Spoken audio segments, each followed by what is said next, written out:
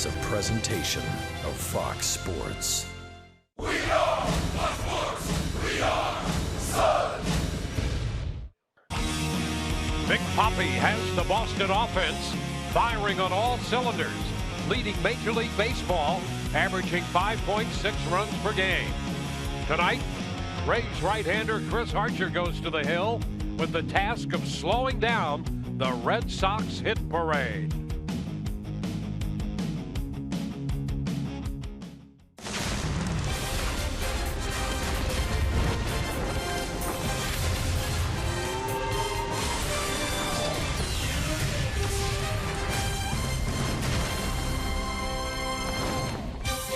Tonight, we greet you from Boston, Massachusetts, where it will be a cool but comfortable evening for Game 1 of this three-game series between the Rays and the Red Sox leading up to the All-Star break. Hi again, everyone, and welcome to an evening of Rays baseball with Brian Anderson, Dwayne Stats. Great to have you aboard. Well, last November, Big Papi David Ortiz said this was going to be it, his final year. Well, if it indeed is, it's going to be a year to remember. And Chris Archer has the task of trying to stop him and the Red Sox. Are we sure that David Ortiz is going to leave? I mean, if I'm David Ortiz, I'm asking for an extension. I want 4 or 5 more years because when you see the numbers that he's putting up, they're out of this world. A .337 average, that's second in the American League. 20 home runs, 69 driven in. He also leads all of Major League Baseball in slugging percentage, in on-base percentage, in doubles, and in extra base hits. And it's a pretty simple formula. Right there it is. Quick to the ball in, can drive the ball into right field. But if you do nothing but pitch him away and stay away from him, he will just play pepper with the Green Monster here at Fenway Park. So you've got to mix up your patterns, and that's going to be up to Chris Archer here tonight. Very, very strong 5 2/3 innings his last time out. Didn't give up any runs, struck out 10. What will he do tonight against this red-hot Red Sox offense? We will certainly find out soon enough. But another topic, that final spot in the All-Star team. The votes are in. Will it be Evan Longoria? Will it be Dustin Pedroia? Perhaps Ian Kinsler? George Springer?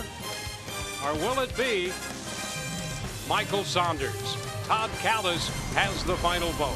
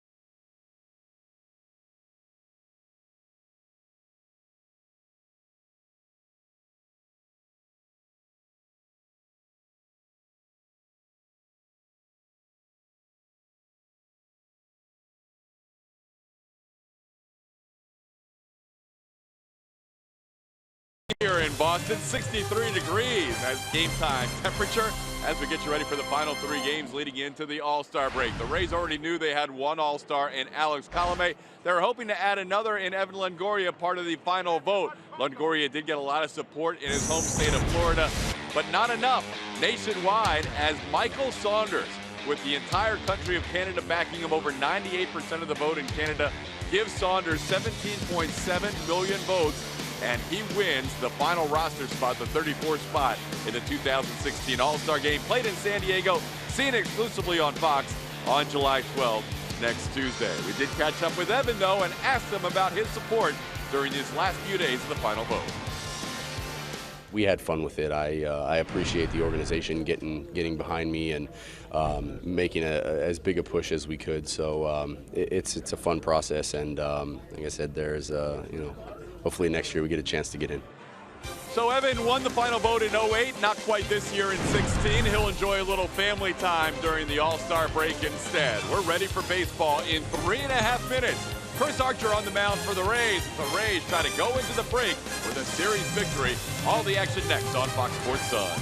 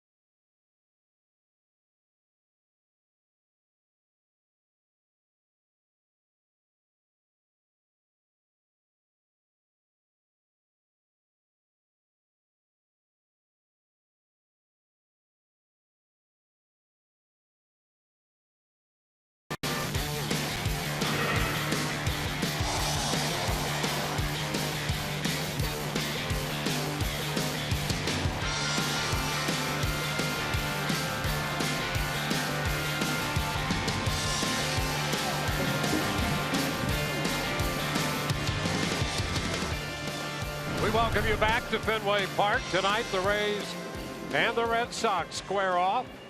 7th meeting of the year in the season series between these two teams. The Rays have won 4 of the first 6. Starting lineup presented by your Southern Ford dealer. Rays will have Logan Forsythe leading off, then Brad Miller. Evan Longoria hits 3rd in front of Logan Morrison. Brandon Gyers in center hitting 5th. Steven Souza Jr., the right fielder, hitting 7th. The DH is Corey Dickerson. Nick Franklin is in left field tonight. He'll be guarding the Green Monster out there for the Rays. Hank Conger will do the catching, and bad night. And they will face off against right-hander Sean O'Sullivan, who has shown the Red Sox enough to earn another start here before the All-Star break. The ERA a little bit high at 6.61, but there's something about on the days you pitch, the team wins.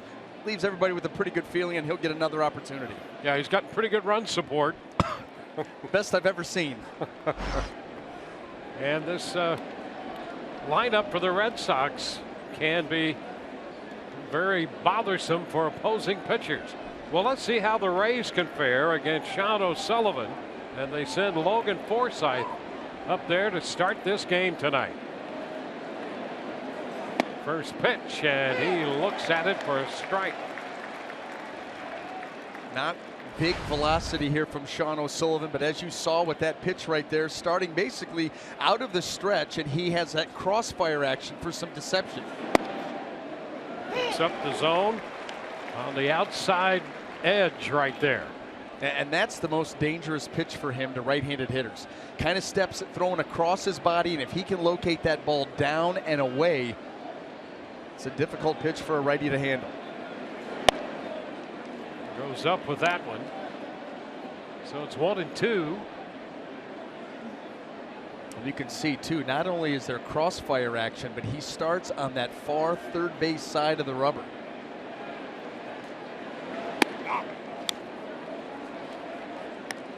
Two balls, two strikes. O'Sullivan, 28 years old. John Farrell, the manager of the Red Sox. Boston started the day running third, 3 back. Forsythe swings and misses the fastball and is the first out of this game. Well, let's take a look at that Red Sox defense and see how it's going to line up here tonight behind Sean O'Sullivan. Brought to you by Golden Diamond Source. It looks like this. Left to right in the outfield, Brock Holt, Jackie Bradley Jr., and Mookie Betts. And then across that infield, third to first, Aaron Hill. Welcome to the team. You'll be at third. And then Xander Bogaerts, Dustin Pedroia, Hanley Ramirez, and Sandy Leon behind the plate. Now here's Brad Miller. Starts the night with 13 home runs. Bounces this one to the right side. Pedroia handles it. The toss to Ramirez. Miller, after the first pitch, bounces out to second. That's a great example for all you young pitchers out there. When you think about a guy's looking for a first pitch fastball and he's aggressive, well, it doesn't mean you can't throw him one. But if you put it in a good spot like O'Sullivan did, you take advantage of an aggressive hitter who gets the pitch he's looking for, not necessarily in the spot he's looking for it, and he hits a weak ground ball to second base. Now Evan Longoria. A ball, no strikes. Well, Evan at 280 with 18 homers.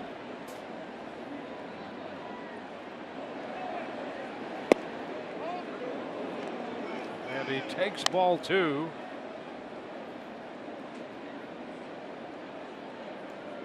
Evan in that final vote for the All-Star team.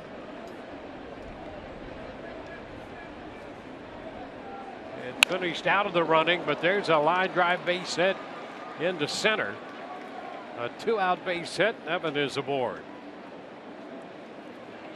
You heard Evan's comments. Obviously would have preferred to go, and now will set his sights on going to the All-Star game next year. Now trying to get the team a little jump start here with 2 outs in the first inning. Nice line drive up the middle and a 2-0 count. And, you know, these are the types of innings the Rays have been able to put together. Score a lot of runs with 2 outs.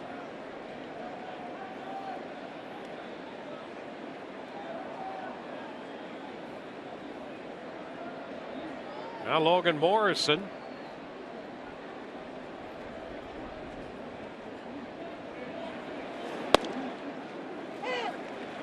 Nick Lentz, young umpire, working the plate, calls that first pitch a strike. Lentz, just 26 years old, out of Holland, Michigan.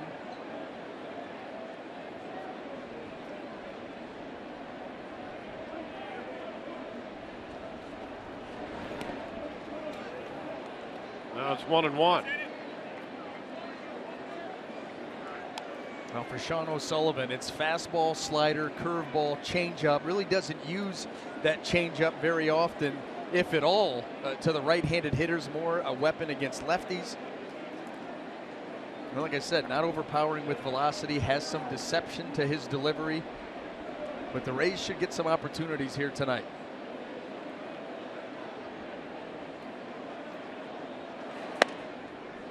And he picks up the inside edge again. 1-2. Maybe not if you continue to make those types of pitches. He's had a couple of those nice glove side fastballs, one away to Logan Forsythe, a couple of them in here on Logan Morrison. Tough pitches.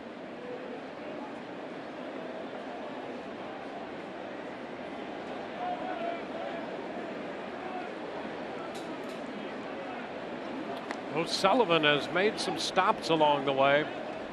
Originally drafted by the Angels, he's been with that club, with Kansas City, with San Diego, with the Phillies last year, and now with Boston. He was 1-6 in 13 starts with the Phillies last year, an ERA a little over 6. And that one down and in, and he strikes out Morrison. Rays leave a man, no score.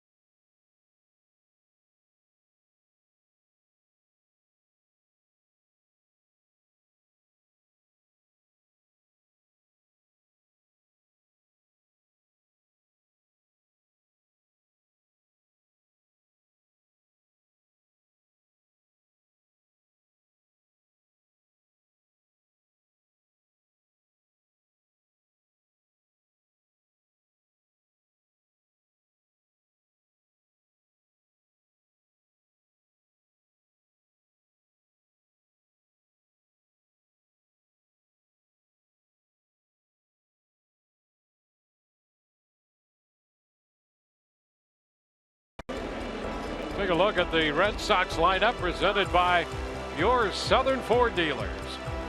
Mookie Betts leads it off. Dustin Pedroia, and then Xander Bogaerts, the shortstop, hits third in front of the DH David Ortiz. Hanley Ramirez, then Jackie Bradley Jr.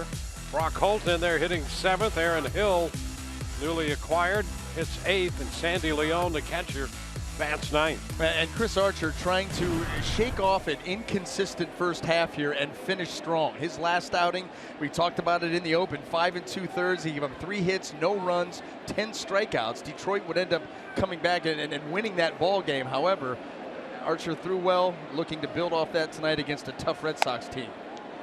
First pitch to Betts is inside, and he'd like to make a statement against Boston. He's only 1-8 against the Red Sox, and 0-2 in 4 prior starts here at Fenway Park. You know what's interesting? As I saw those numbers, went back, you do a little bit more research. The win came in Chris's very first start against the Red Sox, and that was back in September of 2012. Yep. Winless in 12 starts since. 2 pitches up, and this one too low. And he's quickly behind Betts, 3-0. And this has been the issue. It's playing itself out again. The first 2 misses way high, tries to make the adjustment, takes it right down to the dirt. And finds the strike zone. 3-1 the count.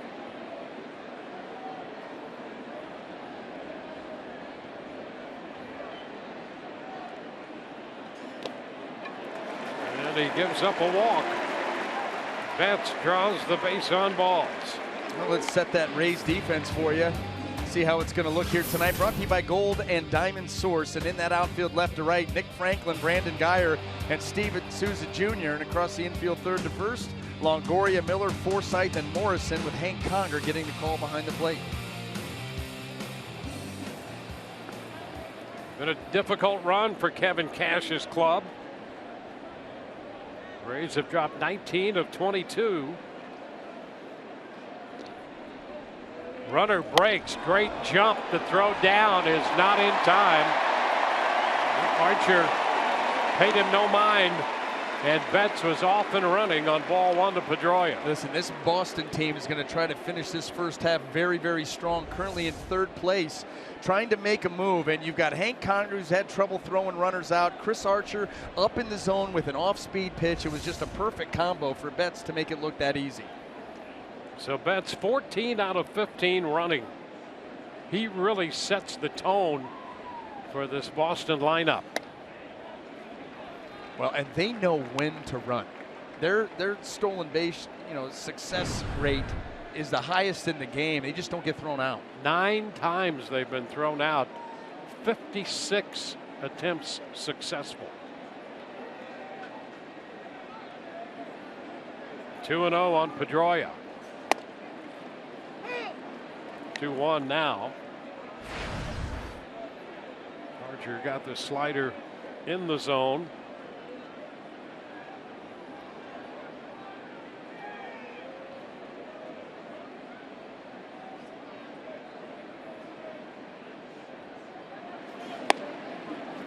Get another strike. So a couple sliders, 2-2.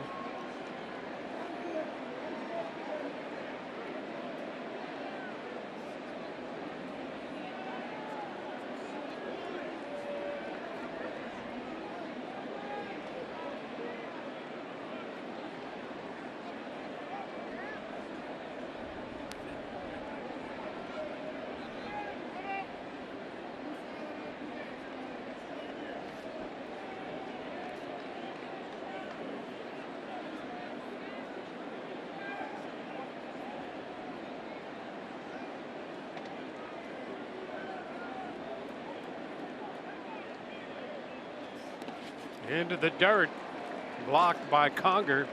3-2. You know, the other thing about Betts, he gets on, sets the tone, steals second. You know, Pedroia, pretty good contact guy. Yeah. Which means if you're on first, there's a chance you'll hit a ground ball. Well, he's hit into 16 double plays. Betts just off and running, and you eliminate that possibility right away. And then if you do get the ground ball and it's in the right spot at the right speed, you get to third, regardless. But that's a great point. There's a liner and a base hit into left. Franklin up with it. Betts will have to stop at third. And the Red Sox have men on the corners. You know, there would have been a chance there for Mookie Betts to score, but Dustin Pedroia rips that ball, and it's over the head of Brad Miller. And so Betts has to kind of freeze there. Ball is supposed to be away, comes middle in, and you'll see Betts says, could Brad Miller maybe? A tough read right off the bat. And so you'd rather be safe than sorry. Now first and third with nobody.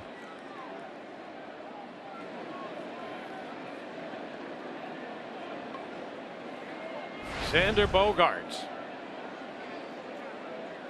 Well, it's step by step and very difficult against this lineup. You face Betts, then Pedroia, and his Bogaerts hitting .355 with men in scoring position. I was looking at some of their numbers as a team, and Dwayne, as a team, they're hitting .285, and they have 834 at-bats, most in the American League, and trailing the Pittsburgh Pirates by just 1. So not only do they hit well with runners in scoring position, but they give themselves more chances than just about anybody else. Down and away, stopped. Ball, no strikes. Very fortuitous swat there by Hank Conger. Kind of smothered that ball. It doesn't get over in front of it, just kind of, however you have to get it done, I guess.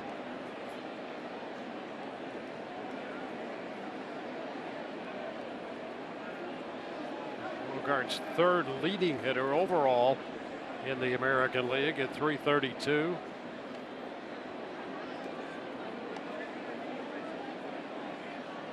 So a troublesome first inning, at least the makings of one for Archer, with Betts at third and Pedroia at first. And now he must deal with the middle of the order with runners on. Fastball by Bogaerts. Little aggressive right there. Bogaerts seeing that ball up in the zone. Thinking about driving in a run. Maybe driving in a couple runs, but this one just too far up.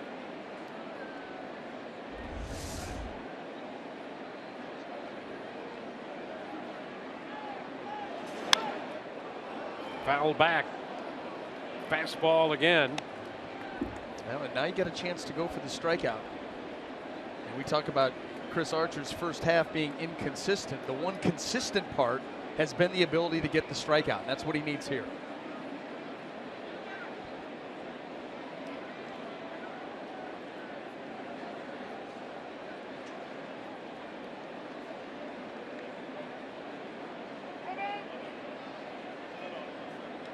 Bogaerts getting time.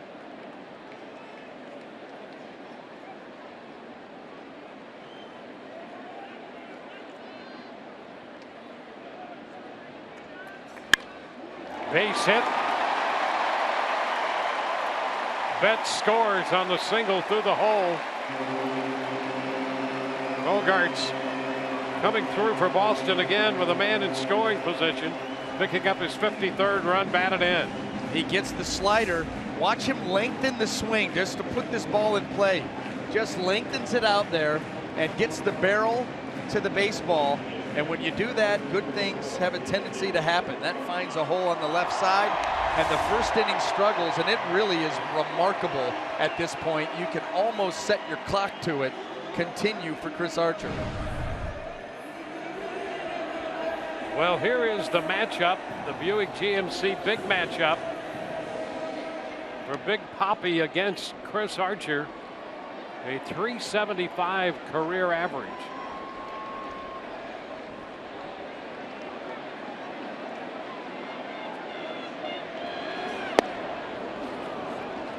That's a strike on the slider. Ortiz second in the league, hitting .337. He's hitting over .370 at home.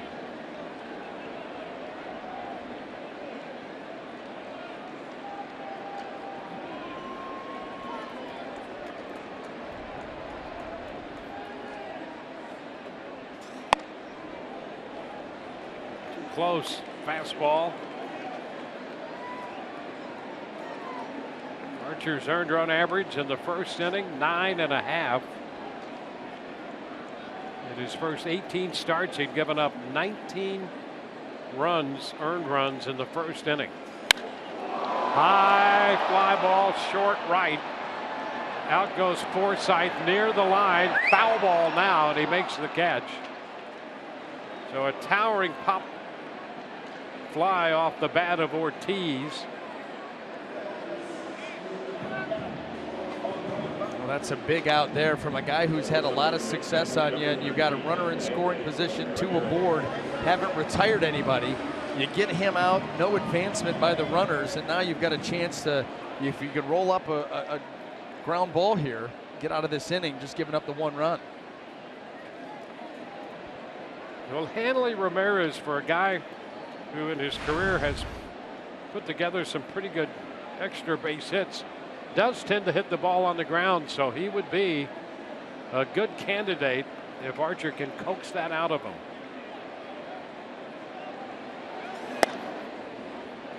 You start thinking about that slider being the pitch. You know, Hanley Ramirez, 11 for his last 22 here at home. A number of guys in this lineup that are swinging the bat very, very well. But you're right, he will put the ball on the ground, and you think the slider's the pitch to do it.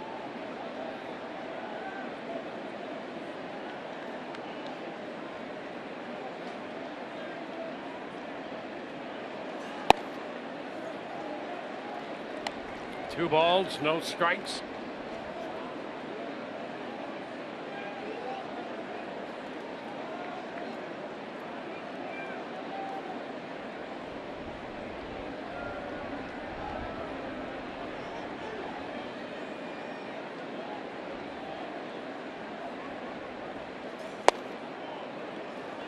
Missed with the fastball. 3-0.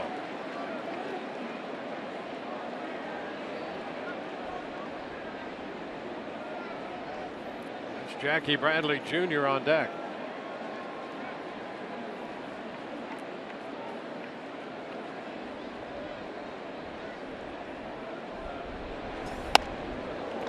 Ball 4. That will load the bases. Ramirez goes to first. Bogarts up to second, over to third. Pedroia.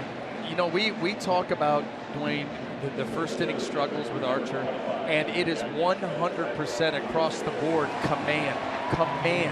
I mean, this is his 19th first inning, and he's walked 21 hitters in his first innings. I mean, you talk about putting yourself in tough positions because you can't throw strikes. It's not quite, but almost half the hitters he's walked all year. Yes. Jackie Bradley Jr. There's a strike around the knees.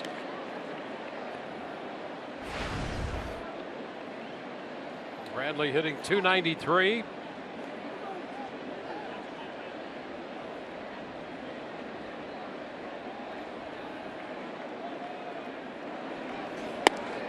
Red Sox all over the bases with a run home, 1 out. Well, he did get into a situation like this in that Detroit start. Bases loaded, nobody out, and he was able to get out of that without giving up anything. So you hope he finds it again here. Needs to. Comes back with a fastball. Strike call. And Bradley Jr., who is having a nice season, good numbers here with the bases loaded, but he is not hit against the Rays. And he takes a slider down in the zone, takes a fastball right there that was hittable, and now he's in a hole, and Archer can put him away.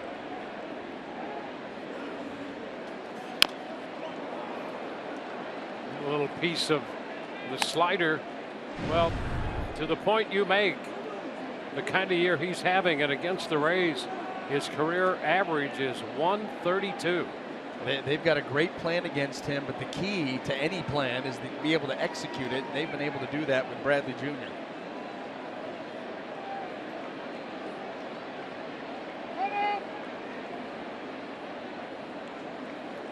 All started with the leadoff walk to Betts. He's in the dugout with a run. Pedroia third, Bogarts at second, Ramirez at first. 1 away. 1-2 pitch. Ball 2.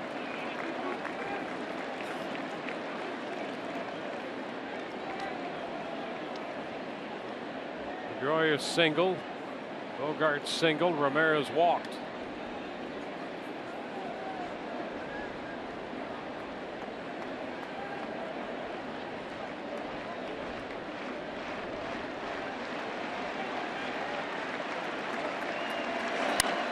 Fly ball, right center. Souza and Geyer crisscross. Souza makes the catch. Pedroia tags and scores. Bogarts goes to third. Bradley drives in the second run of the inning, and Geyer a bit shaken out there in center field. Well, that ball right between the two of them, and both aggressive.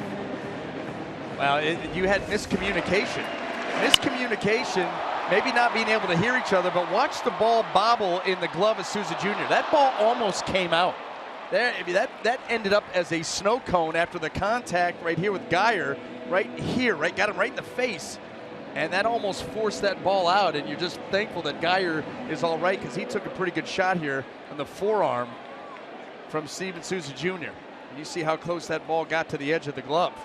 And that's not just any forearm either. That's a pretty good sized forearm. Yeah, no doubt. Here's Brock Holt, who's back playing after a concussion.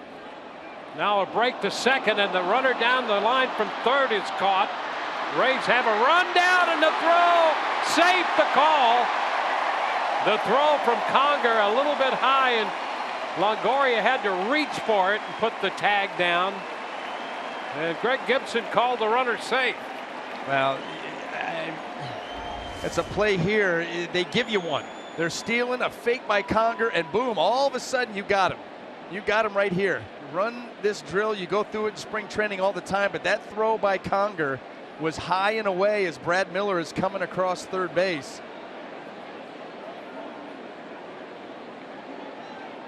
Well, the Rays want to take another look at this play. Well, he's not going to get it with the straight leg. It's the back leg, and so does the tag get there? Yeah, he's going to be out. He's going to be out. That's very, very fortunate because the Rays did all they could do to zoo that play. Yeah, Bogaerts was caught between third and home, and you could see from that angle that he was out. And they're still going over the play, I guess, in New York. The Rays are leaving the field. Yeah, you got a pretty good idea. Yeah. And so the call overturned. Out at third on that rundown, and the Red Sox score 2. That's it. Here's another look.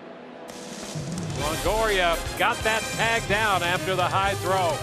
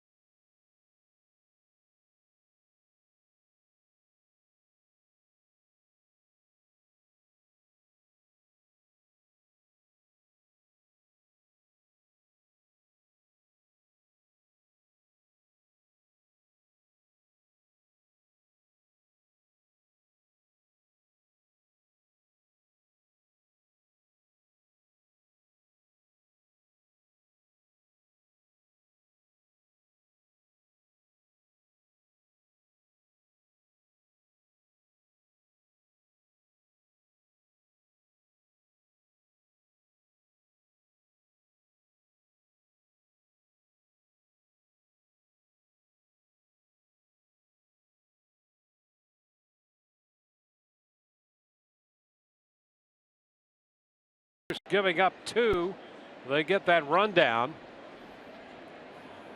So it's 2-0 as Brandon Guyer leads off the second inning. The pitch is a strike. The play at third on Bogaerts went 2-5, 2-6. I think I said Longoria, and actually it was Miller who made the putout. Evan in the middle of that. So a 2-5, 2-6 scoring call on that play to end the inning.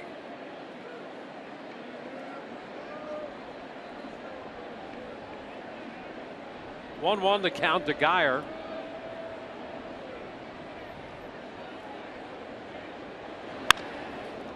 Shot back into left. Holt is there though and makes the catch. Guyer out number 1. Good to see him still out there after that shot he took from Souza Jr. Didn't realize how flush of a shot that was right to the face of Brandon Guyer.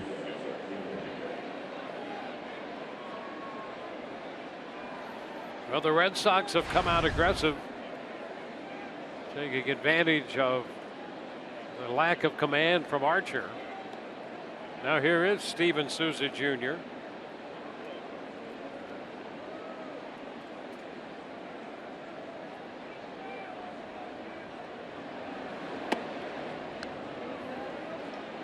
A ball, no strikes. Souza at 260 with 10 home runs. Lifts it into center. Bradley coming straight in is there. 2 away.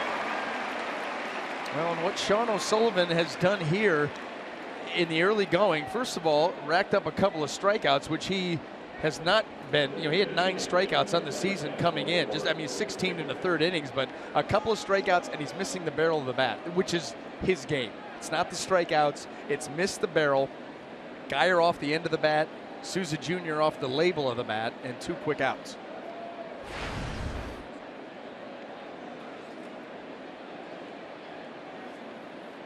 Now Dickerson.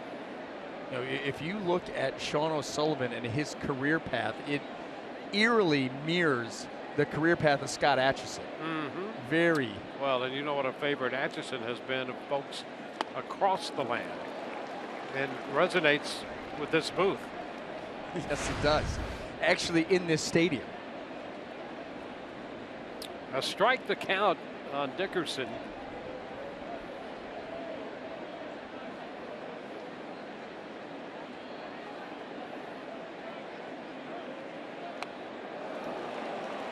Now he's behind. Missed the breaking ball.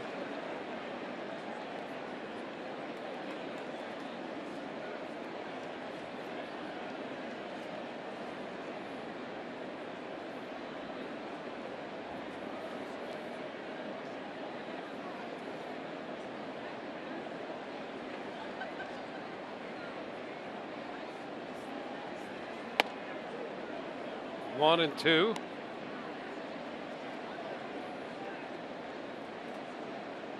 Sullivan from Southern California.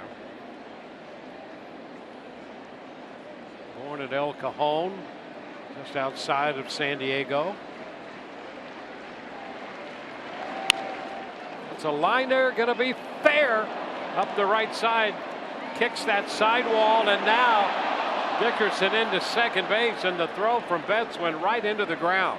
Mookie Betts had Corey Dickerson dead to rights at second base. That ball kicked off the low wall. Corey Dickerson trying to be aggressive, but really was a little bit too aggressive here. I mean, Mookie Betts gets to this ball and he's got him, but throwing that ball on the run, he threw it exactly 37.5 feet and it rolled. Make that about 27.5 feet.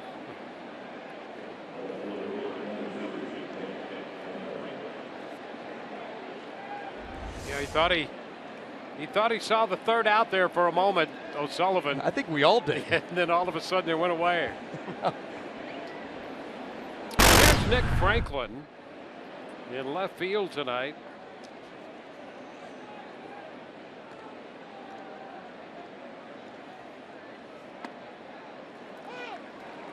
That's a strike. Franklin getting the start. No, and Kevin Cash said that he's earned these at-bats. Yep. I think Cash would like to see Arcia maybe in left, but Franklin gets the start there tonight. And there's a shot into center field. It's going to drop in front of Bradley, and here comes Dickerson. The Rays are on the board. Franklin comes through, picking up RBI number 12. So with 2 outs, the Rays put up a run. And that's what they do. That's why this team, they just a lot of times don't go very quietly. They get 2 quick outs and then you never know what's going to happen. There's a ball down middle and Nick Franklin continues his hot stroke, drives in another run. Boy, he had a big homestand as far as runs driven in, and this is a big one to answer the Red Sox.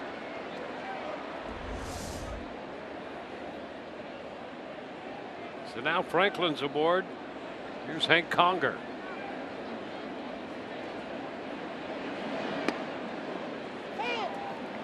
Strike. Might have been the curveball right there to get the first pitch strike.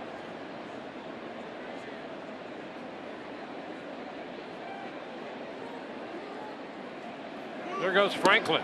Pitch down and in. Throw down. Will not be in time. Franklin with a good jump picks up the stolen base. Well, the opposition 4 out of 4 now against O'Sullivan, so they will take the opportunity to go. And Nick Franklin there, that was almost like a lead at second base. He was never really set there. Got a good jump. Didn't have a huge lead, but he gets in nonetheless, and the Rays have another shot here.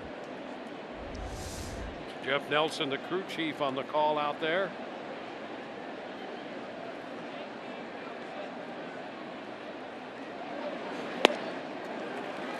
Now 1-2.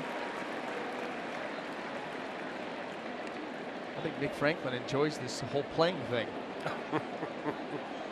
It appears so. In recent times, he's had some big hits and he's played all over the place. Yep. And we know how valuable of a commodity that is, not only with the Rays organization, but we're seeing more and more around the game in general. 2-2. Yeah, the Red Sox utilizing that approach with Brock Holt, who's out and left. He can play all over the place. Just back from a concussion. And he spent a little bit more time away than John Farrell thought he was. But he's back active now.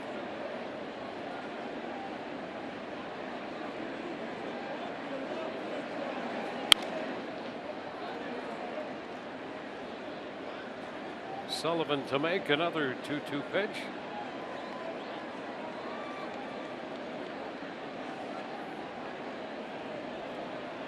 Leone out there with him.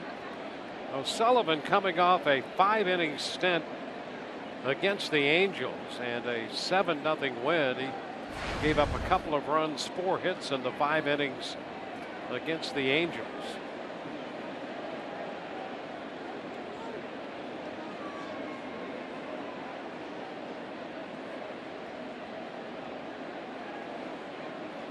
Two-out run for the Rays. Franklin on second. Conger strikes out. Slider down and in, got him. Rays settled for 1 and trail by 1.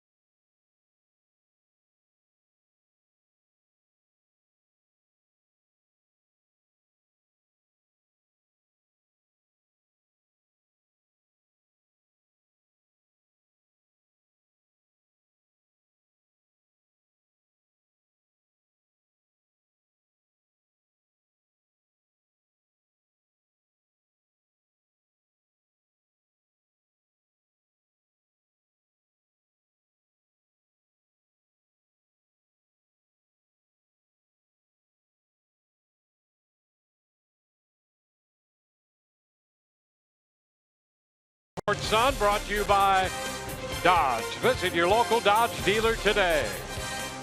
By Furman, the Bay Area's first name in Chevrolet.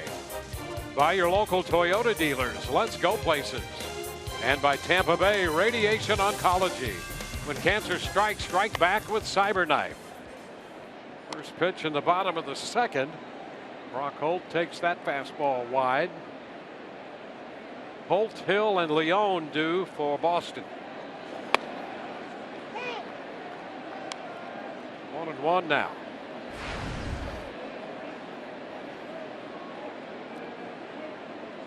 Holt hitting .254.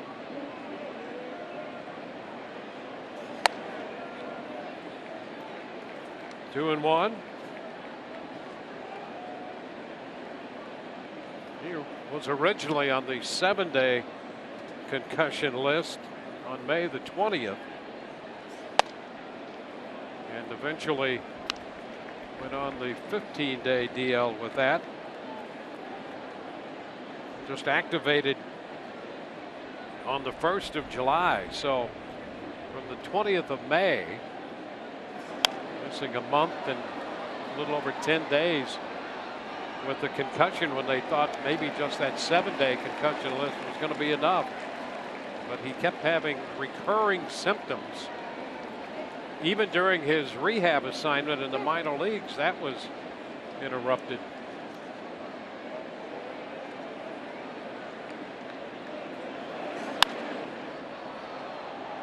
He's been a valuable member of this team. You mentioned it last half inning, the way that he can be utilized. You have him out in left field tonight. We've seen him in the infield and really can play almost every position there. Line drive to left, and Franklin almost got caught on that one. Started to come in to charge that line drive, and it started to take off on him. Got back there to catch it. Well, that's something that's taught at the lower levels. The ball off the bat, you charge it. You charge it every time. And here, almost gets caught. You see the little change of direction and the footwork to get back and end up making this catch here. Going to be interesting to, left field can be tricky here with the Green Monster playing out there, and it'll be interesting. Nick Franklin, not a lot of outfield time anyway, and this can be a tough assignment, so it'll be imperative that he plays clean out there. Aaron Hill takes the first pitch strike. But negotiating that wall as a defender out there is a special art. Miller from shortstop makes the throw in time to get Hill. So 2 up, 2 down in the second. What ends up happening is you see the ball come off the bat and you think you can get to it. And you're tracking that ball back close to the wall, but you got to remember that that wall's short and it's tall. So if you get yourself hung up too close to that wall and then realize, ooh, I'm not going to be able to get to that, ball bounces off the wall, starts the long roll back in towards the infield, and you end up just chasing this ball all over the place. That's where you get hurt. Yeah, and it really requires a team to change their defensive thinking. If you're the center fielder or if you're the shortstop, these infielders, outfielders have to think differently than they would normally react on a fly ball off the bat. You start to get a read off the bat, make your plans, and they don't work the same here at Fenway. That's a strike. Sandy Leon, the catcher.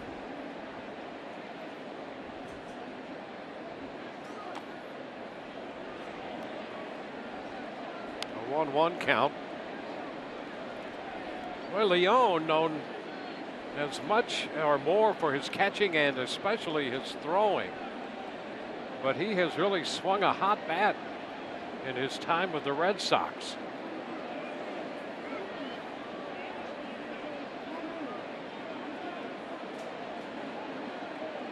"12 of 25 against right-handed pitching."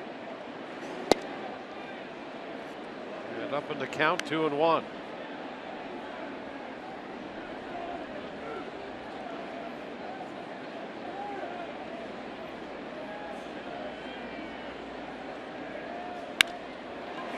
Hot shot. One short hop, and Forsythe handles it. 1-2-3. Headed on to the third from Fenway. It's 2-1 Boston. Logan Forsythe will lead off.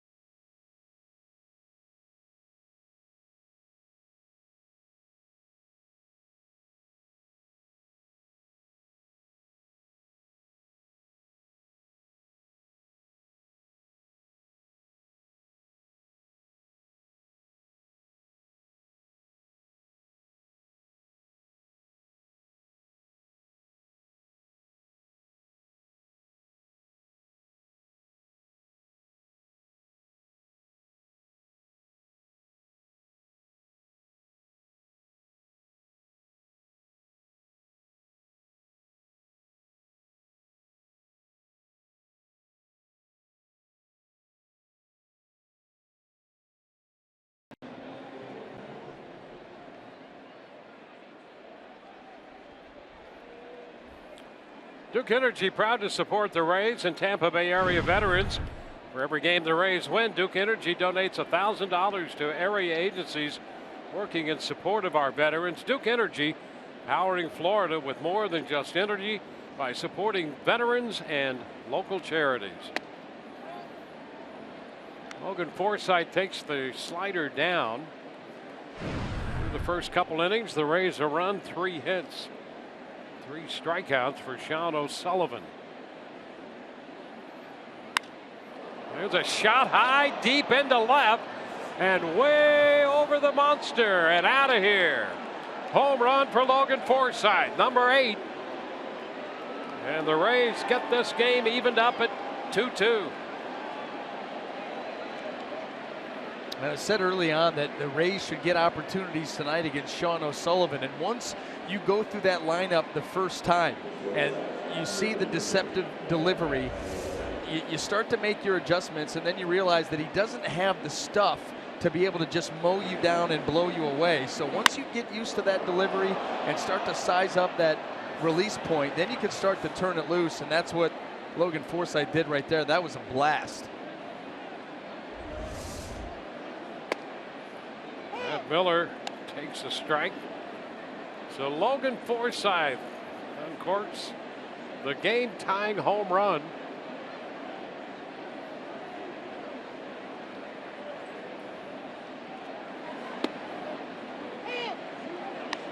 Two.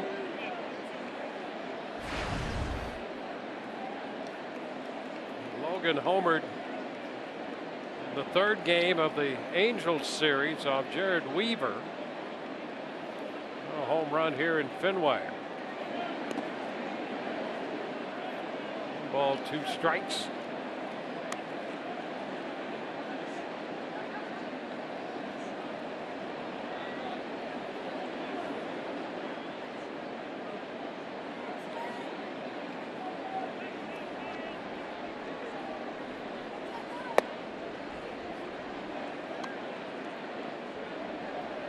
A 2-2 count.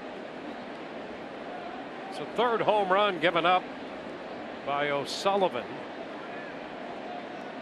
This is his 4th start. This one chopped toward the middle. Pedroia to his right gets rid of it, and it's there in time to get Miller.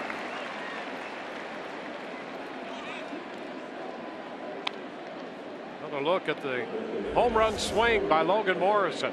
Look at that. That is a true cement mixer, hanger, middle of the plate, and you saw where that ball was on the bat. Ladies and gentlemen, that is what it's called, the sweet spot. And that ball got out of here. That was a no doubt. It was almost as if that pitch was magnetically drawn to the sweet spot of the bat. It was. They have a tendency to do that when you flip them up there, and they just kind of wobble, spin, and stay in the middle of the plate. The barrel seems to always find it.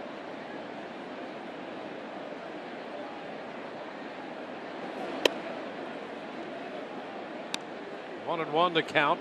And trust me, from having been out there on the mound and given up my fair share of home runs, those are the types of pitches that when they leave your hand, you're already going, uh-oh. You just know it's not going to end well. And it's an odd feeling how you can know before the ball even gets there. Just by the way it rolls off your fingers, this is, I'm hoping that I'm just backing up a base, but I could be asking for a new baseball here in a minute. I think Evan on that last pitch he fouled back would like to see that one out over the plate and in a bit. He had a big cut at it, fouled it. And misses this one.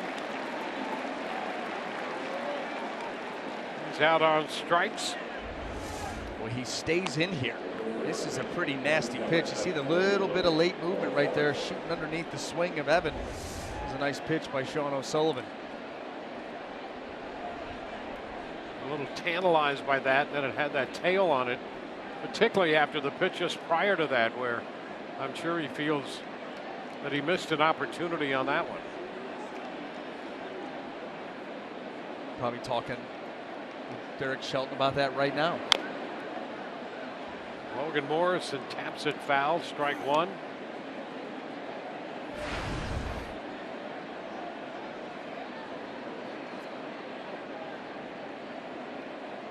Donovan 1 for 2 tonight, the second out in the third.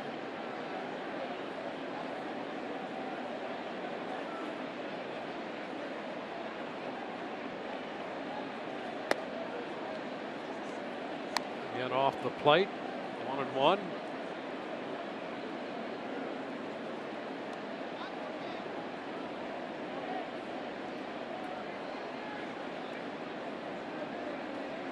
Morrison 4 out of 13 in the series with the Angels.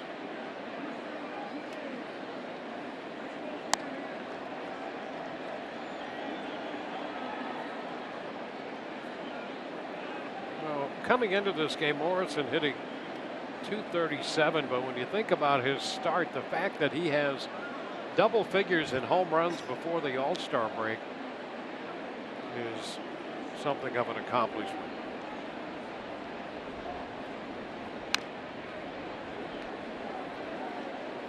Well, it was, what was it, 84 or so at bats I before think 86. Yep. Yeah, the first RBI. That was on that road trip in Toronto. He got it on a fielder's choice and then started to take off from there. See how difficult April was, and then a great May.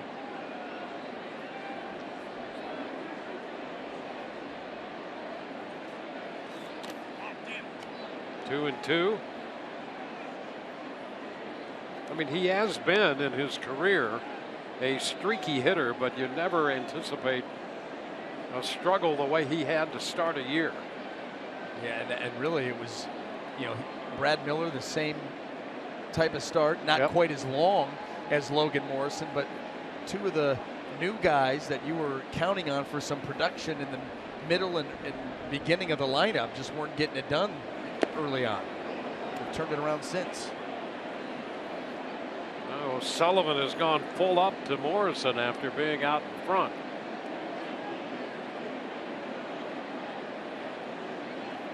It's Brandon Geyer on deck.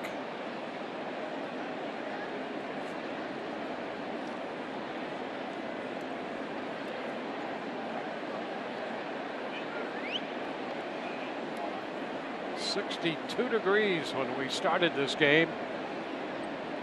Overcast skies.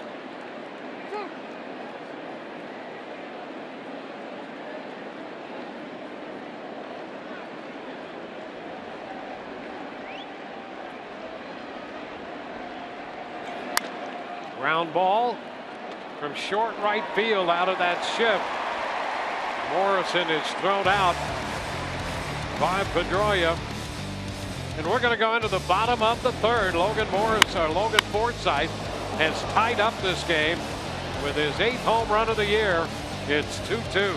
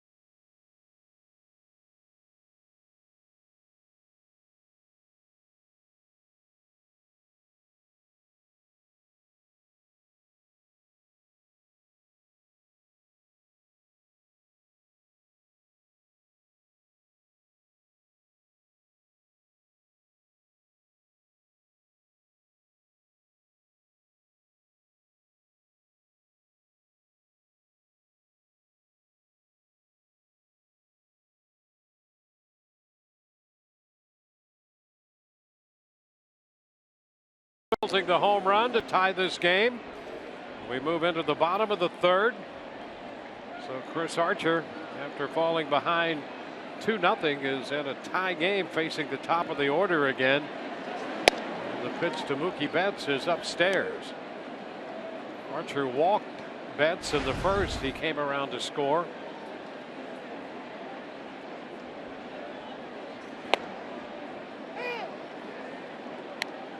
One. Last win for Chris Archer was on June the 6th. He's lost 4 decisions and had 1 no decision since then. I mean, who would have thought, here we are on the 8th of July, that Archer would lead the major leagues in losses. Yeah. He's 4-11 coming into this game.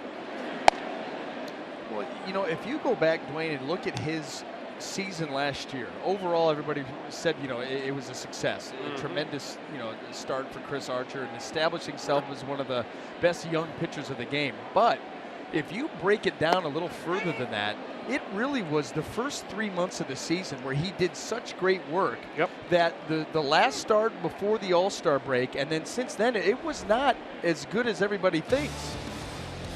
And this is almost year to date here. Yeah, and so his first 18 starts last year, yeah, he had that 2.18, striking out the world. And, you know, he was having just a great start. But the last start before the All-Star break was in Kansas City against the Royals. And that was when Ned Yost had not yet named the starting pitcher for the All-Star game. And you thought maybe this is an audition type start for Chris Archer. We had a rough start there and then a real uneven second half of the season, and that has rolled right into the, you know, obviously the first half of this season. Well, he gets Betts, who could not check on a couple sliders and is a strikeout victim. First strikeout posted by Chris tonight. 1-0 the count on Dustin Pedroia. Lifted into right.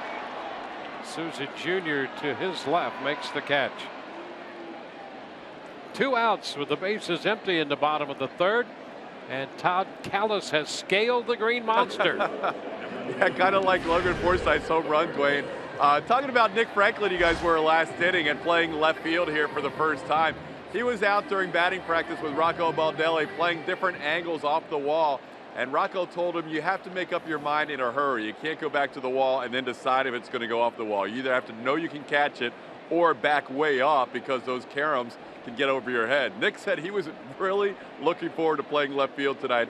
He thought of it as kind of an adventure out there playing in front of the Green Monster, so he was pretty fired up. By the way, guys, a quick update we learned from a fan up here is that Logan Forsythe's home run actually cleared the entire Monster, landed on top of a hot dog cart out on the street. Back to you. Yeah, we saw it leave the ballpark, and to know exactly where it landed is just an added treat. Pop short right, and Souza coming in to retire Bogaerts. 1-2-3. On to the fourth. We're tied 2-2.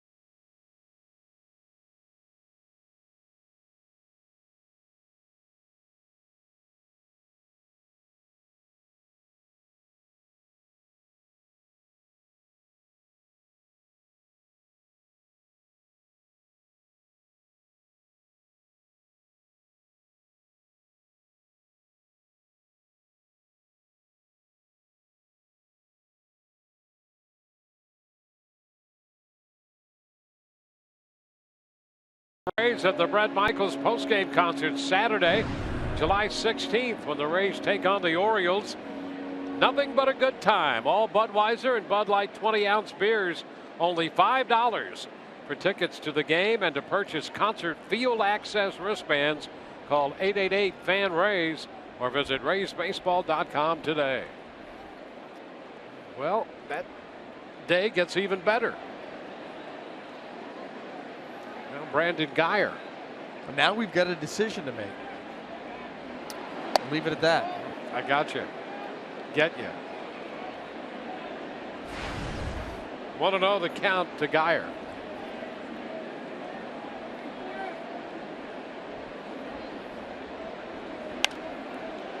We could sample. Well, it's an aggressive play. Depends on whether they bring their son Bud Blanton. We'll find out.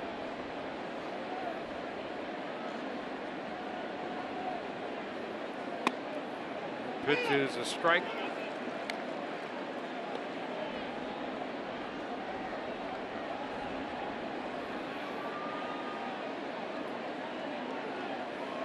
Rays facing Sean O'Sullivan. He's a fine young man, Dwayne. He is indeed. Souza Jr. next, and then Corey Dickerson. I'm just wondering why Sean O'Sullivan took so long to pitch for Boston.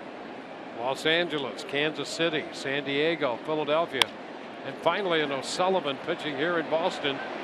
That ball caught by Bradley coming straight in, and then a couple tumbles. No way. Guyer making a bid for a base hit. Bradley straight ahead, reaching down to make the catch. You know how hard it is to be running full speed and the glove without making a slide or a dive and just bend over and snatch this ball right before it hits the turf. Yeah, and then you've got so much momentum going forward as you bend over on a hit so low that go ahead and take the roll in the tumble. What a play. And you know the impressive thing about that, he got in the middle of that, tumble started going down, and then it was a controlled tumble. You could see a sort of a spring with his leg, that push off, and put himself in control of that tumble.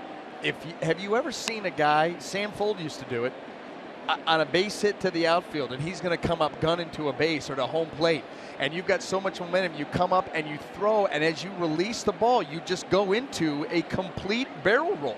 You tuck the head and you roll and you pop right up to your feet. That's one of the coolest things you ever see an outfielder do, and this was part of it. That was on purpose. See that just come to a stop. Tip of the, grab the lid of the cap, flip the ball in. He's having a monster year. Souza grounds to short. Bogaerts with a strike to first, 2 gone. Well, the Red Sox always felt that Bradley could play the outfield and was just as good as you can be out there. Weren't always sure about the offense, and the offense has really started to come around. He's had a great year with the bat and continues to be great in the outfield. Now, center field, such an important position on any team. You start to think about the challenges of playing center field here, especially when you start to go out to right center field and it just keeps going out to the little 420 nook out there. And you're right, the stick has come around. He's changed himself. You know, he's made some tweaks to his mechanics as a hitter and much more direct to the baseball now. Dickerson fouls it out of play. Well, speaking of center field. Got a guess. There you go. Kevin Kiermaier. He's getting a little closer and closer. A little update from and about him later.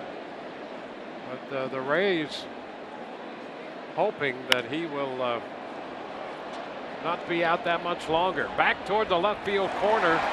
Holt runs this one down. 3 up, 3 down. David Ortiz will open the bottom of the 4th, tied 2-2.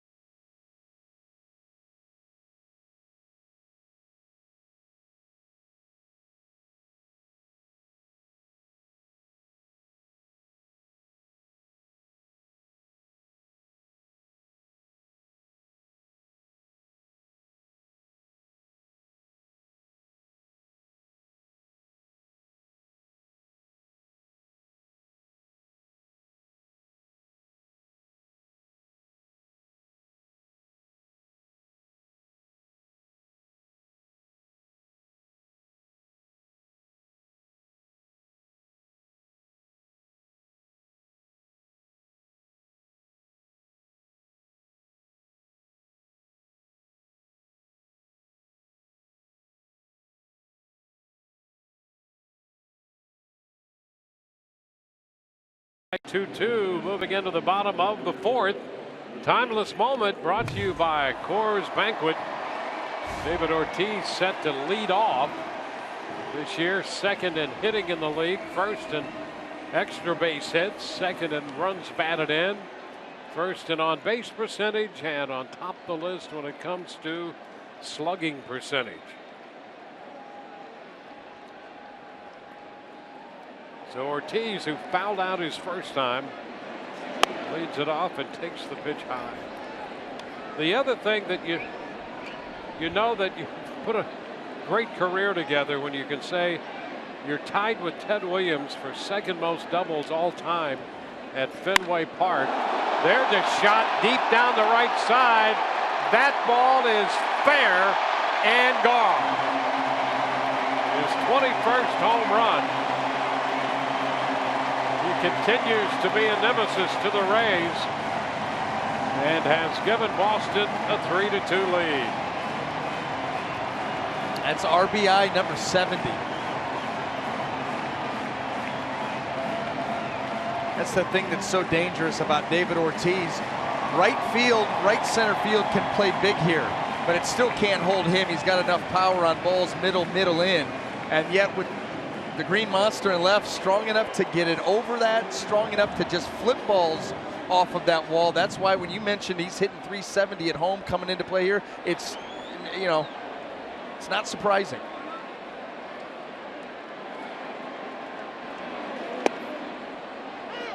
It's a strike to Ramirez. Third home run Ortiz has hit off Archer. And now 10 behind Jimmy Fox to double X on the all-time home run list. A 2-strike count on Ramirez.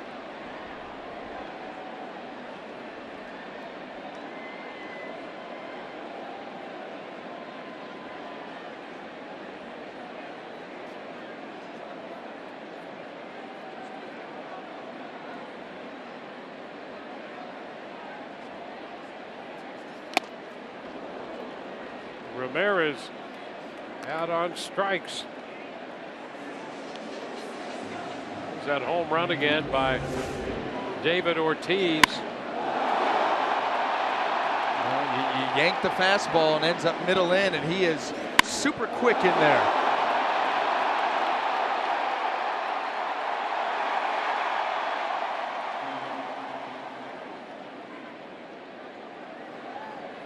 You know what that's all about right there. You know who's in the house.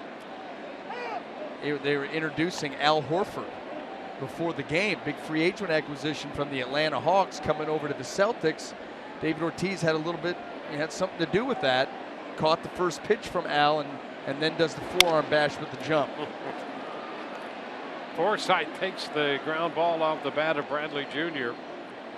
So strikeout of Ramirez, ground out by Bradley after the Ortiz home run.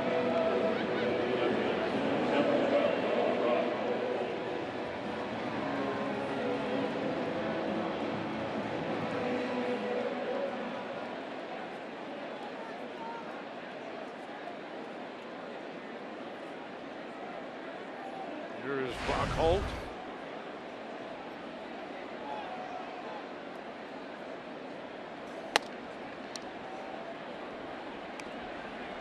A ball, no strikes.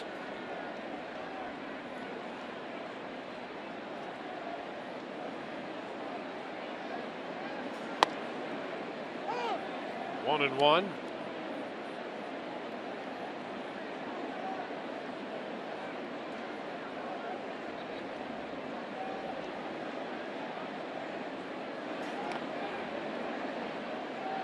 Two outs, bases empty. Rays tied this game on the Forsythe home run in the third. The Red Sox have taken the lead on a home run in the fourth by David Ortiz.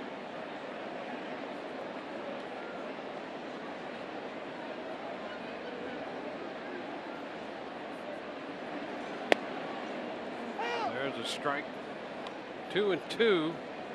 That's the 50th home run for Ortiz in his career. against Tampa Bay pitching.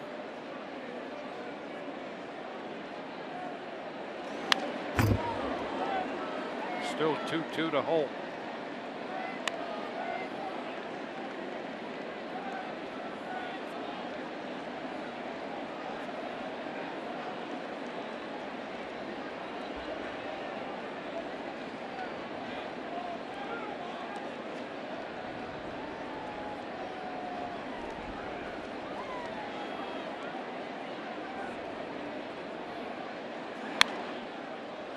Holt battling, fouls that one back.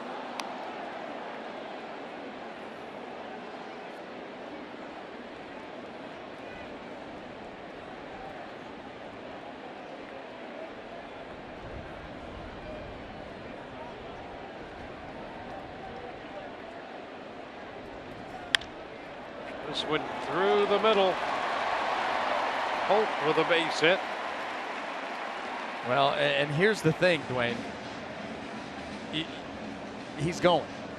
Okay, the Red Sox have shown that they are going to try to run here on this battery of Archer and Conger. Brock Holt, another guy, the capability of stealing a base. You've got 2 outs.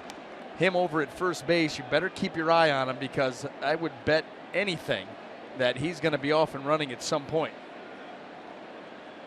unless Aaron Hill decides to swing at the first pitch.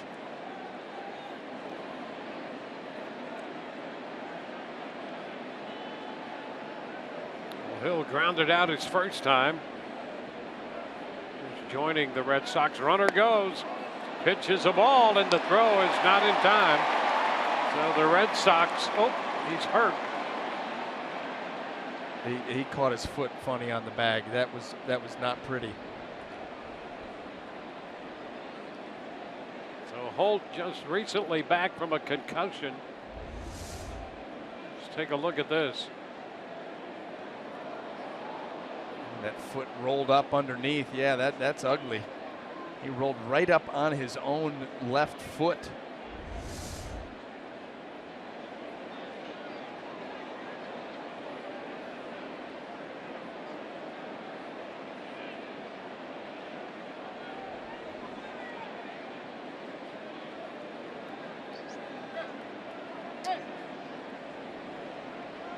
Just recently back from an extended time on the DL with the concussion.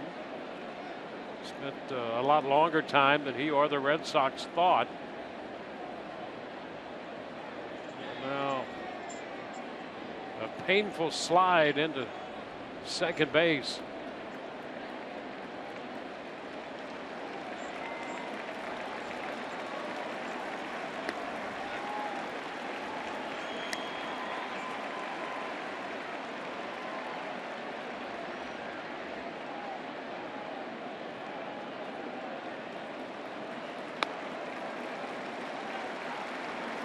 See him favoring that foot right now. So Brock Holt's going to leave the game after stealing second base.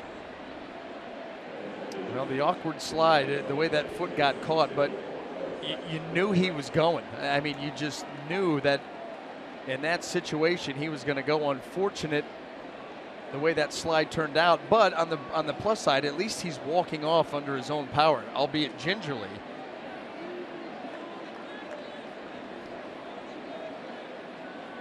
Well, the pinch-a-penny pinch runner, Bryce Brent's running at second.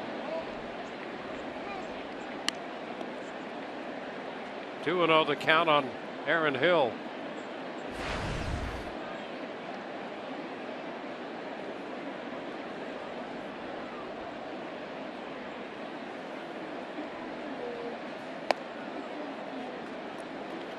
Up with that one, and down in the count, 3-0.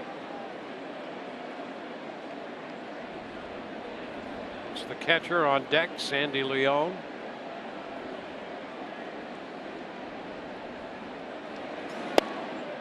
That's a strike.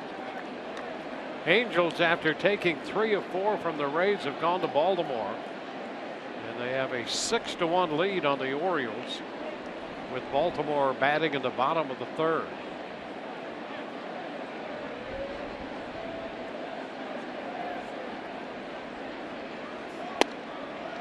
Now full count. Cleveland leading at home in the middle of the fifth. A 6-0 advantage over the Yankees. Corey Kluber pitching that game for the Indians. Now 3-2 to Hill. Ground ball foul outside of third.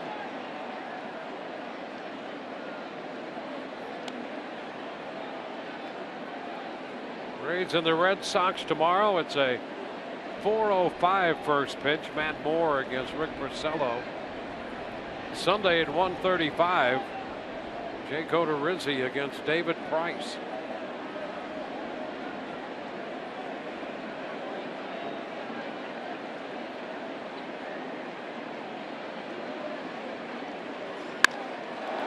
Into left, back toward the wall. Franklin has to play it off the wall. Brents will score. A long single, the ball loose, rolling all the way to first. So Brent scores, making it 4-2. Hill driving in the run. You steal second, you get into scoring position, and then Aaron Hill in a full count comes up with his first RBI as the Boston Red Sox. They just traded for him yesterday. Come over to the ball club, get a start at third base, and then rope this ball off the monster. Get out and around a slider, and actually well played by Nick Franklin. Makes that decision right there. Not going to be able to get it. Let me back up, play it off. He got it in quickly, held Aaron Hill to just a single. Taking Rocco Baldelli's advice and putting it into action right there, Nick Franklin. Yeah, that's great advice too. The quick decision part of it. You can't let it linger and hope that you can get there. You've got to go, I can get there, I can't, and then peel off. And Nick Franklin did that and got that ball back in and played it well.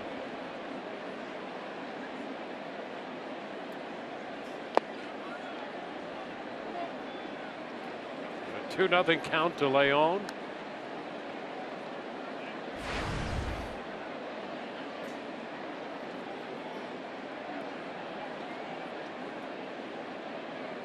The Rays got down 2-0, tied at 2-2. Now they trail by 2 again, 4-2. 2 balls and a strike. Fastball catching the outside corner.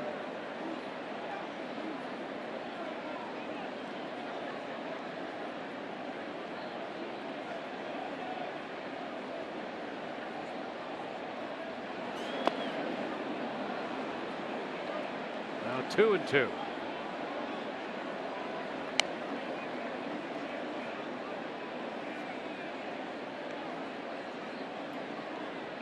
Bogarts, Ortiz, Bradley, and Hill have the runs batted in for Boston. Franklin and Forsythe for the Rays.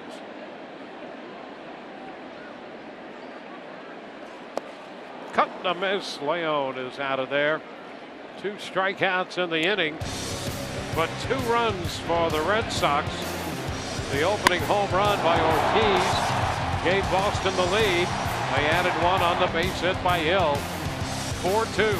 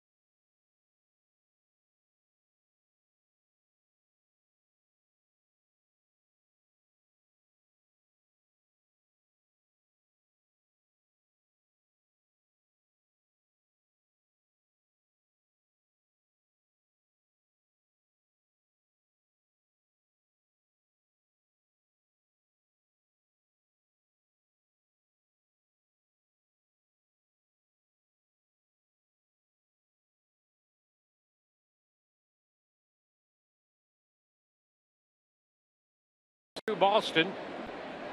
Brent stays on to play left after taking over for Holt. Here's Nick Franklin shooting a liner into right on the first pitch. And the leadoff man aboard in the 5th for the Rays.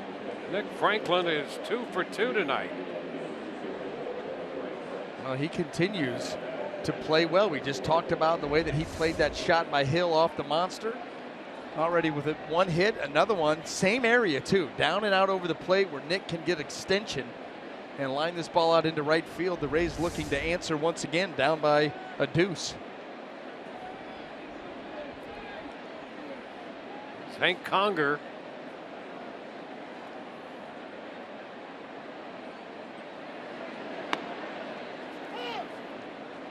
There's a strike.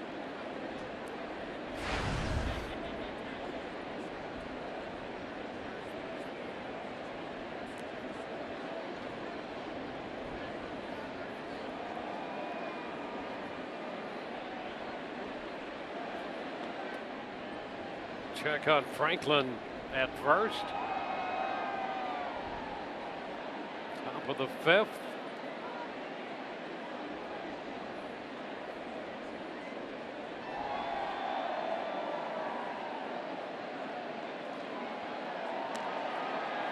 Franklin back in at first.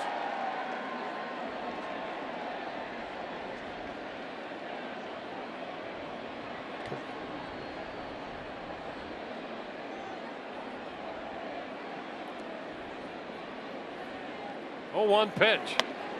Snap throw to first base. Franklin back in, no tag.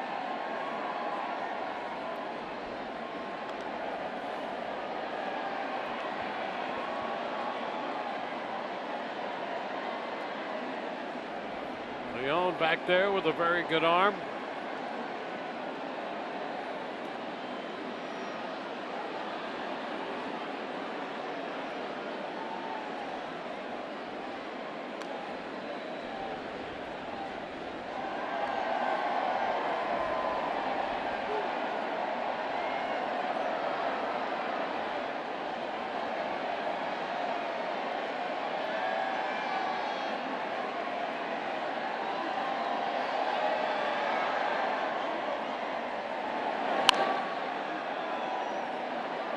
One and two the count on Conger.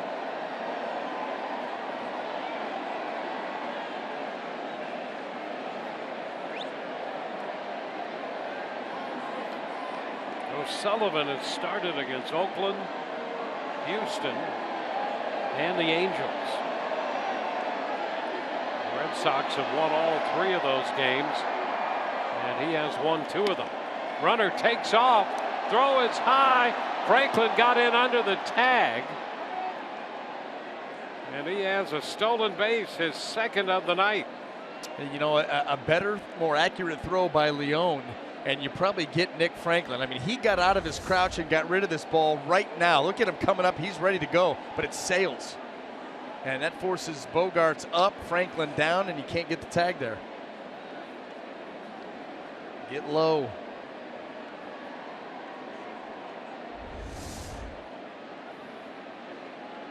So Franklin 3 of 3 on the year in stolen bases, 2 of 2 tonight. The count on Conger is 2 and 2.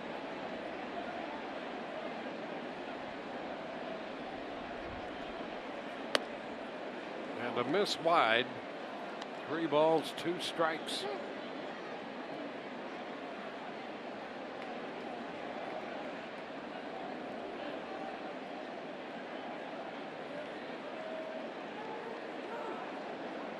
Top of the order, Logan Forsythe on deck.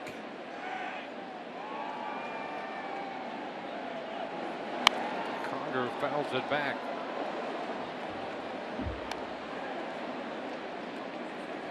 Opening base hit and a steal of 2nd.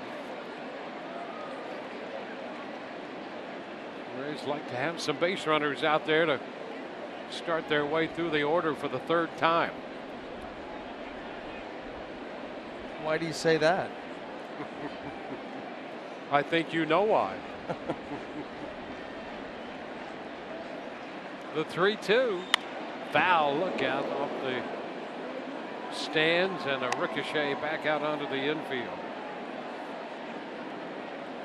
O'Sullivan's had a little difficulty third time through.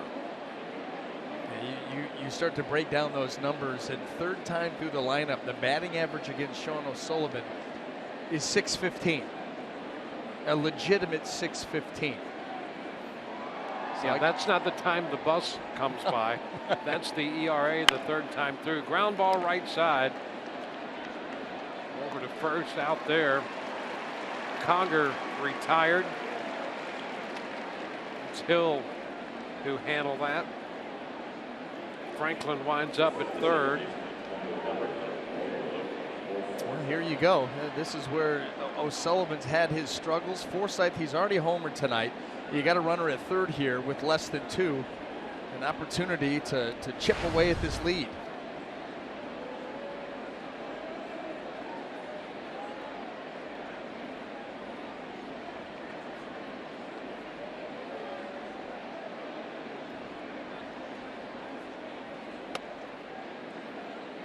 Ball one in.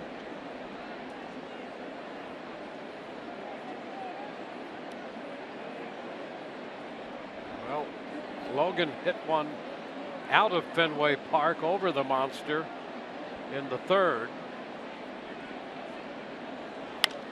And shoots it up the right side. That's foul. Oh. Hey, what a catch. And she knows what to do with that glove. Nice grab. Very impressive. Boy, that was a heck of a play. Impressed by that. Snow cone.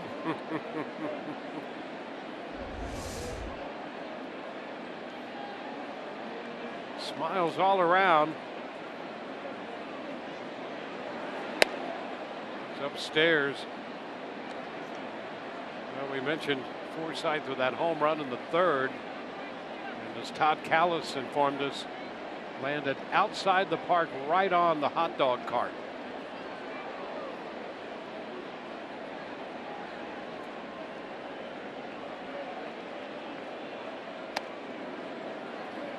Three and one. O'Sullivan, as mentioned at the outset, doesn't throw the curveball a lot. We saw one or two earlier, and he tried to throw one there, and it didn't do much. That gives Logan Forsythe here a great count. 3-1. Looking to drive something. Way wide. First and third for the Rays with one out. And Brad Miller comes up. He is 0 for 2 on the night. 13 home runs overall. Our Toyota keys to success since the 11th of June. 8 home runs for Brad Miller. That's in 24 games. Little math. 1 every 3 games. There you go. You take that over 162 game schedule. That's a 54 home run pace. That's how hot he's been with the long ball. And there are no cheapies in his collection of home runs this year. He hits the ball a long way. Most home runs a Ray shortstop has ever hit, 15.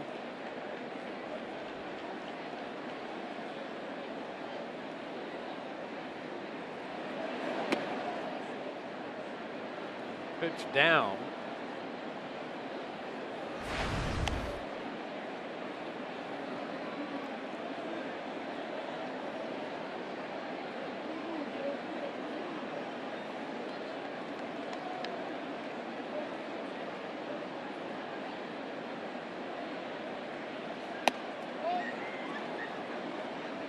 Two and 0. We talked about the other night that pitch that he pulled to right center, that pitch up and away. And the Red Sox, he had a home run to center field off them at the Trop. And they're talking about that, how hard he hit that ball.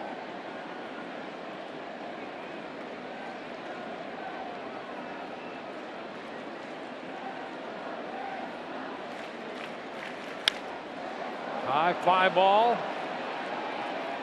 Brinson left, making the catch. Tag at third. Franklin heads to the plate. The Rays get 1 run back. That makes it 4-3. Miller lifts it into left, picking up his 31st run batted in. Well, the Rays do indeed answer here. Close to within 1 halfway through this ball game. Nick Franklin in the middle of it once again. Yeah, Franklin has driven in a run tonight and has scored a run.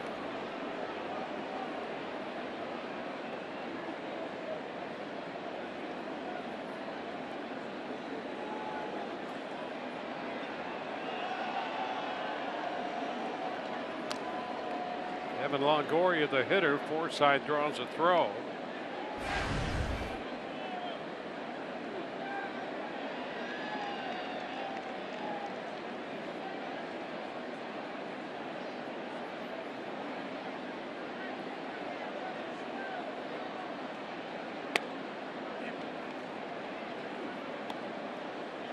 No.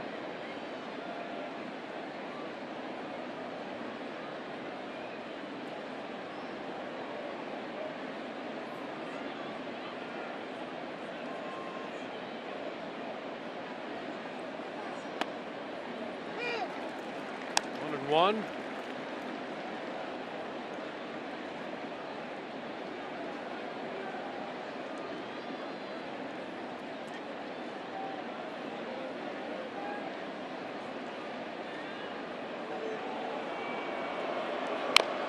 Oh, off his foot. Down he goes.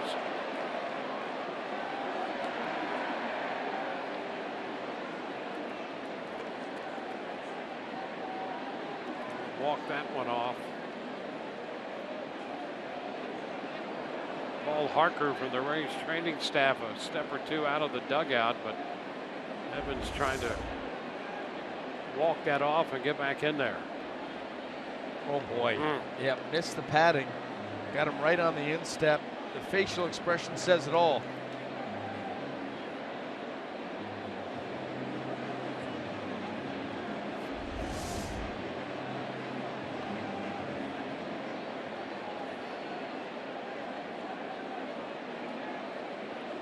Run home. Forsythe at first, 2 outs. Now 1 and 2 to Longoria.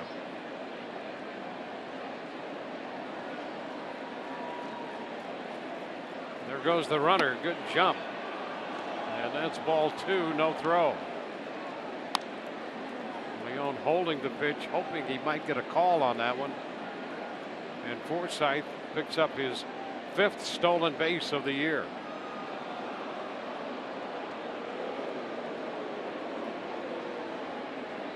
Two the count on Evan Longoria.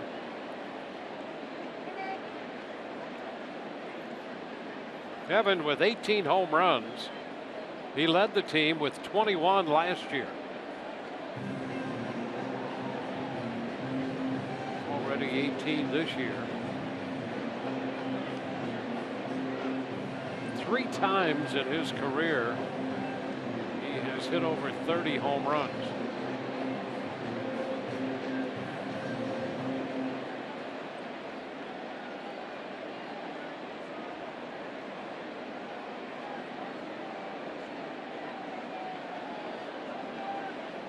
Two and two the count.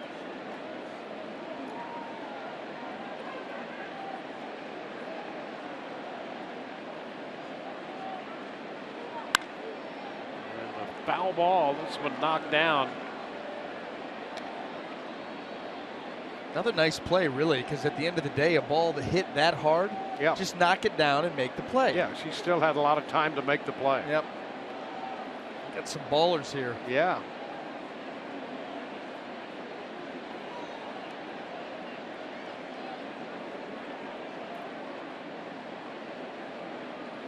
The 2-2 again. Up the left side, and that's just foul. Hooking against the sidewall, making a bid for an extra base hit. But not a lot of room in foul territory there. Look at the hook. Come on. I know. 2 inches? If that, it would seem. Greg Gibson right there making the call.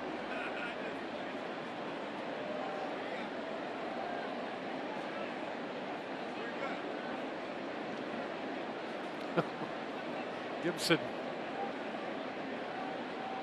making a point to the Rays dugout that he got the call right.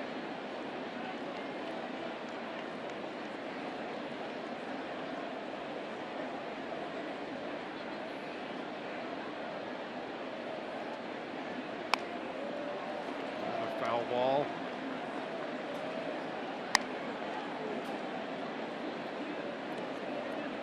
One-run game in the top of the 5th. You know, the way that Evan has been going through this at bat, he's starting to lengthen that swing to feel for that slider or the fastball away. I think if you're going to go, you know, he struck him out in last time with a good sinker down and in. You almost have to think about going back in there because he's going out to get those pitches. This one skips by Leone, and that sends Forsythe over to third base. And the count is full. Really, really sweeping that. And, you know, that's one of those where Sandy Leone, that your only chance is to try to backhand that. It's not typically what you want to see out of your catcher. You'd rather see him, you know, smother that ball with the glove flipped around. But that ball was so far away from home plate that he just couldn't get out there.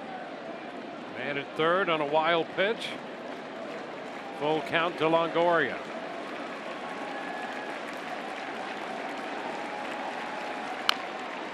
Again, a foul ball.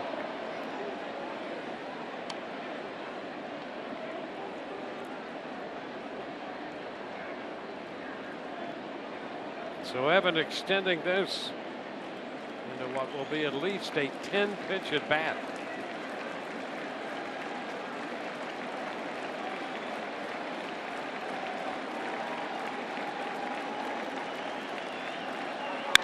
And a drive back into deep left. That's off the wall. The tying run scores.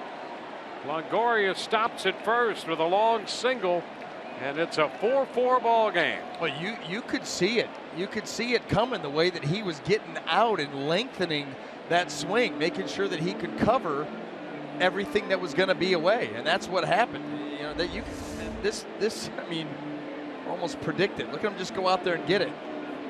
And flip it out into left field.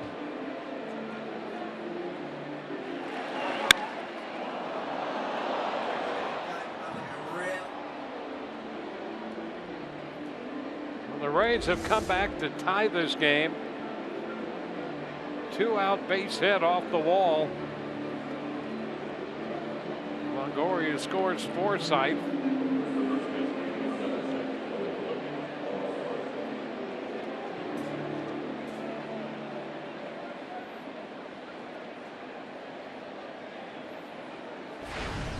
After a visit from Carl Willis, O'Sullivan will face Logan Morrison. Morrison looking for his first hit tonight. And there it is. Getting it into right through the shift as Longoria stops after turning second. The struggle the third time through, Dwayne, is real. It certainly is tonight. Well, the Rays, and I'll tell you, if you're going to hit a ball on the ground and get it through the shift, you got to pop it good. And Logan Morrison certainly hit that ball hard to squeeze it between first base, Hanley Ramirez, and Pedroia out there. And the Rays have another opportunity.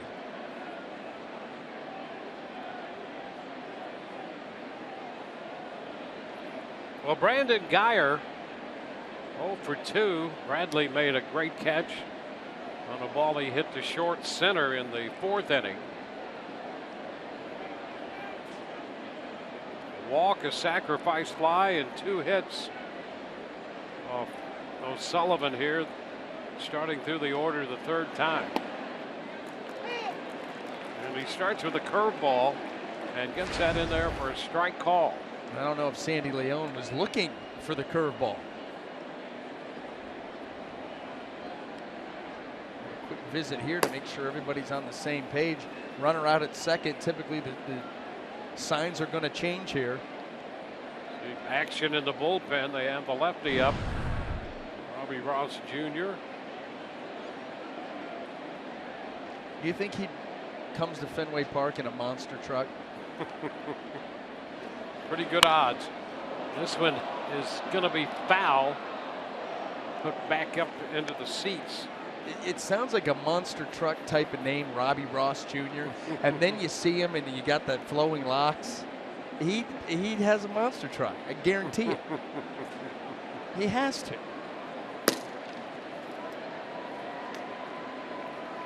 They're fun to drive in Boston.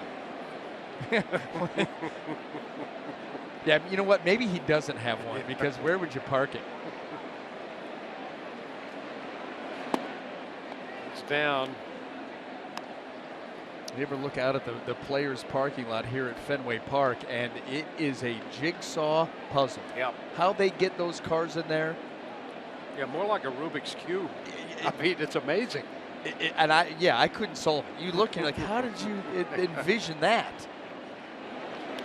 And he is hit by the pitch, and that's going to load the bases. So Geyer, for the 18th time this year, is hit by a pitch.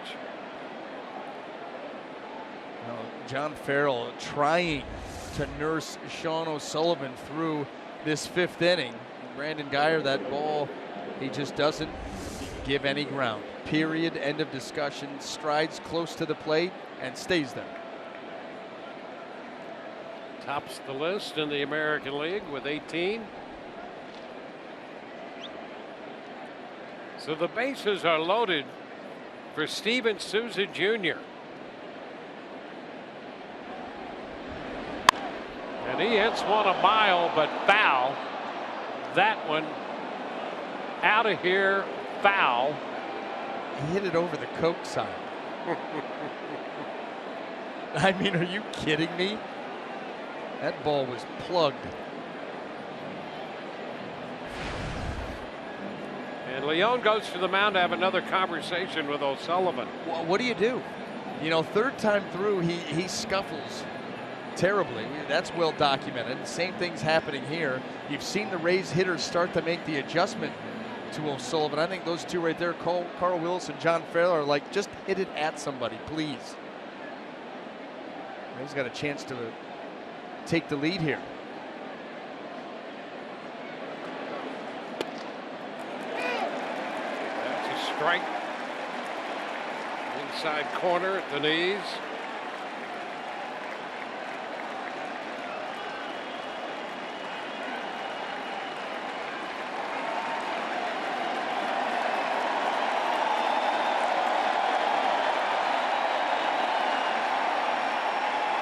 Two runs home, bases loaded. 2 outs, 2 strikes.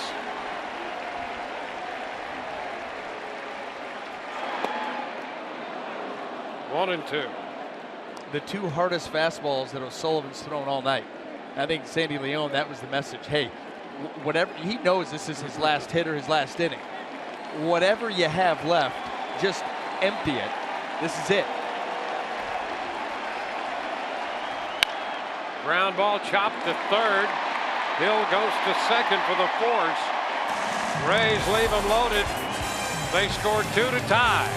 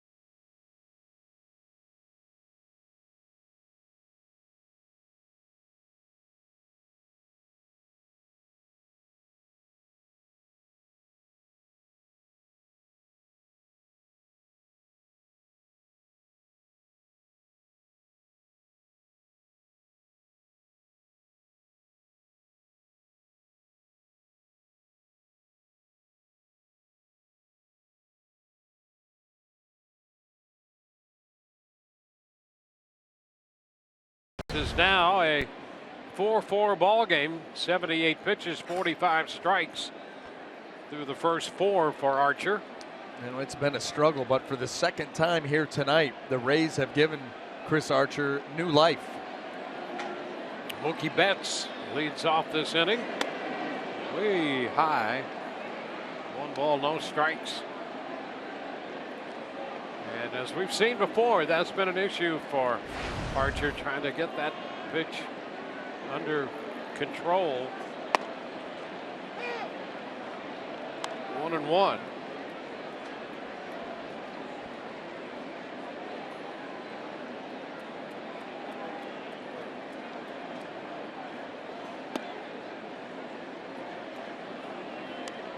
Two and one.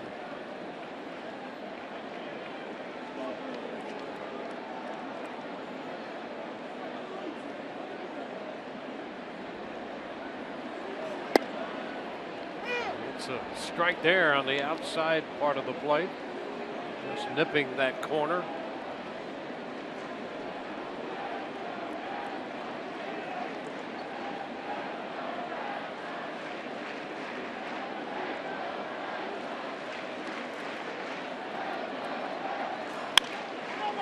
Down to first. And the toss to Archer. Morrison on the assist. 1 gone in the bottom of the 5th. Time once again to check in with Todd Cowles. Dwayne, thank you. Our Rays baseball charity auction continues. The item up for bids this week is the Matt Moore pitching lesson. Here's the deal. Kids 10 to 18, up to 4 of them, will get personalized jerseys, the 1-hour pitching lesson from Matt Moore. Also, they'll get 8 free game field passes along with tickets to a Rays game. So go to raysbaseball.com/auction and you can bid on the Matt Moore pitching lesson. By the way, guys, talking to Matt today, he said what a difference a year makes. Last year, struggling with his command, ended up being sent down from Fenway Park to the minor leagues. This year, he feels like he's got that control back, and we've seen the results lately. Yeah, he'll be pitching tomorrow. There's another pitch way up and in to Pedroia. Matt Moore coming off that 4-2 victory against the Angels on the 4th of July will be pitching tomorrow. Our coverage begins at 3:30.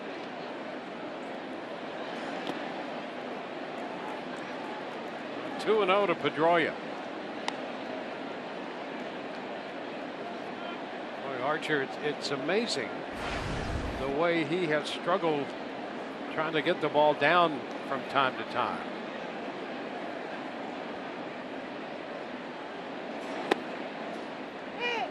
Strike 2 and 1. And those misses, when they're that high, it's mechanical. It's jumping towards home plate. Front side gets started early. Arm never catches up, and you end up flinging and leaving those balls up in the zone. Down to third. Longoria takes care of that. Then you try to compensate. You overcompensate, and you miss by a wide margin down. So you know what we've seen him do? When he's missed those pitches up, he's going right to the slider. And they haven't been the greatest of sliders, but it's got him back in the zone. And then he's able to go from there and try to fight his way through it. Nothing has come easy for Chris Archer this year. And this game is kind of a microcosm of his season. Everything has been a struggle. You know, there are times where he shows flashes and he'll go on a run of retiring 6 or 7 in a row. And then other times you wonder if he's going to find the strike zone again, if he's ever going to work in a good count again. Well, 2 outs here. Now he faces Xander Bogaerts. Base is empty. And a strike. 2 runs in the first, a 1-2-3 second, a 1-2-3 third, 2 runs in the 4th. Now the first 2 men retired in the 5th. And it's a 1-1 count to Bogaerts.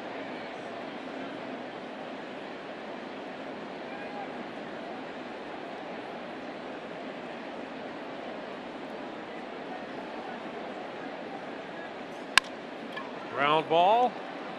Longoria, nice play right there, and it's a 1-2-3. 5th inning, 3 ground balls. Tie game, 4-4.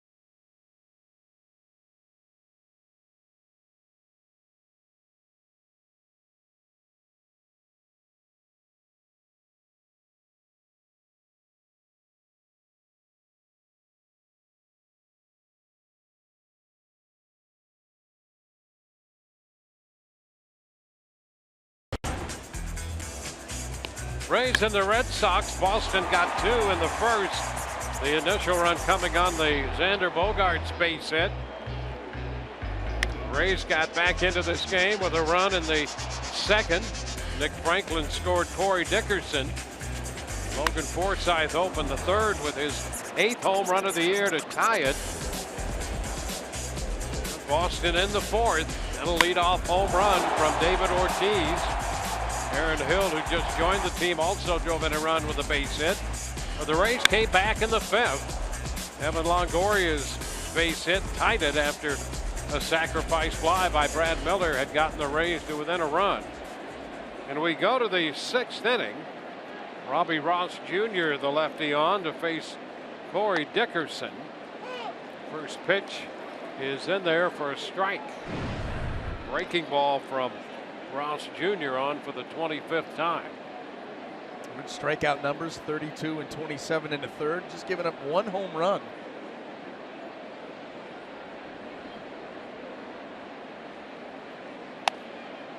Wide. O'Sullivan, Sean O'Sullivan, worked 5 innings, gave up 7 hits, 4 runs. He walked 1, had 4 strikeouts, hit a man, and threw a wild pitch, gave up 1 home run. 1-2 the count.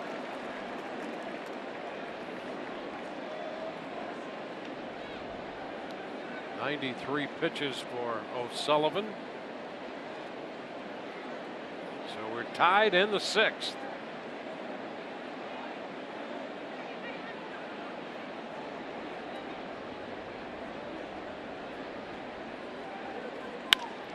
Liner the other way into left for a base hit. Dickerson is 2 for 3.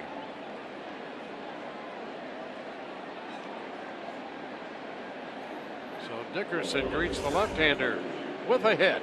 Well, he was beat up there in the pitch before. We don't often see Corey Dickerson be able to get to the fastball up in the zone, either take it for a ball or typically swings through it, likes the ball down and out over the plate, but he was short there and he went the other way. Allowed him to get that leadoff single, and the Rays back in business, especially with this guy at the plate. Nick Franklin now hitting from the right side. He's 2 for 2 tonight with a run scored, a couple of stolen bases, and a run batted in.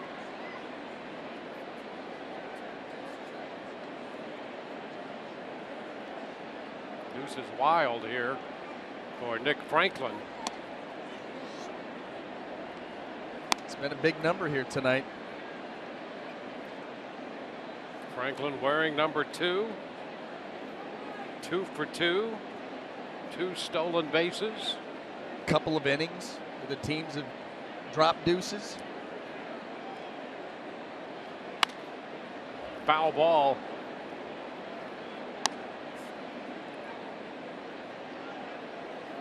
It's a ball, 2 strikes. And all tied 4-4.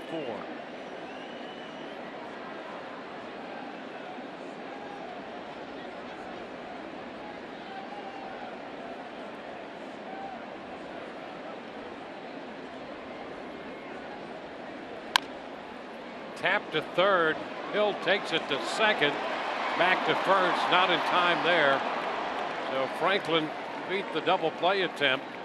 Dickerson forced Hill to Pedroia. Well, this just was not enough on this ball. You see Aaron Hill had to charge, and it was a chopper. That takes time. And forget it. Nick Franklin hustling up that line, even though he's hitting from the right side, beats it.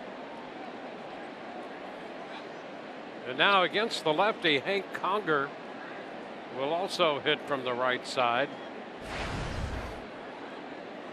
He's had just 7 at bats as a right-handed hitter, but is 2 for 3, and one of those hits a double. Generally thought to be a much better hitter from the left side. And that's what the Rays were thinking when they brought him in. The majority of his at bats would come from the left side in that platoon situation with Curt Casali. Getting a chance here tonight. 2-0.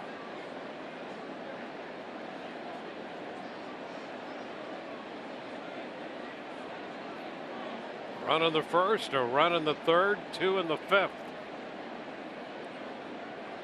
4-4 tie. 2 balls and a strike. That one out of play.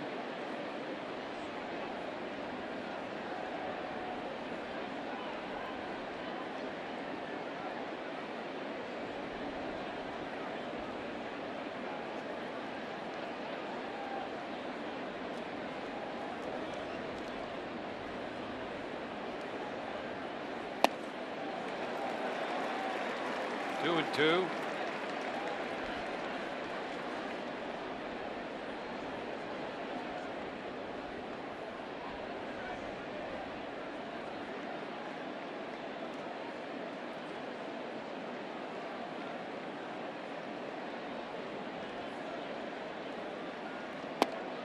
Ooh, strike 3 called. Conger out on strikes. 2 gone. Boy, good breaking ball right there that just froze Hank Conger. Ross Jr. starts it off, brings it to the middle.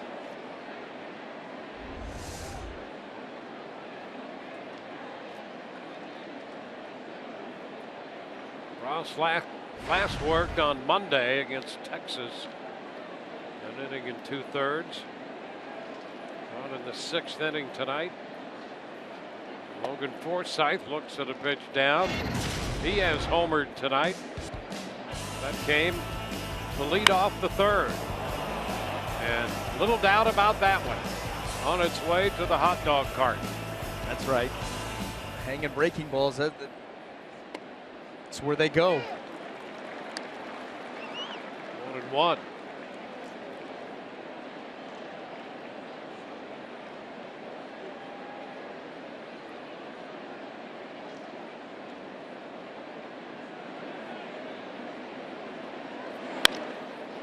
Down to short. Bogaerts with the underhanded toss to second. Bottom of inning 6 coming. 4-4 ball game.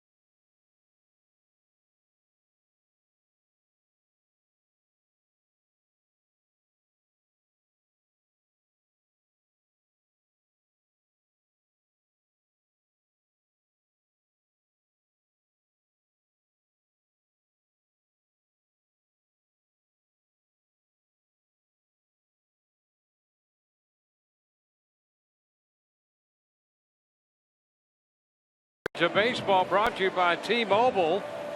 The Boston Red Sox running 3rd in the East, and they will be well represented at the All-Star game with Mookie Betts and Xander Bogaerts, Jackie Bradley Jr., David Ortiz there, and from the pitching staff, Stephen Wright at 10-5, and Craig Kimbrell will take his 17 saves. He was selected by the American League manager Ned Yost. So they'll all be headed to the All-Star game. David Ortiz leads off the 6th. He opened the 4th with a home run. At the time, it gave Boston the lead. His 21st home run of the year.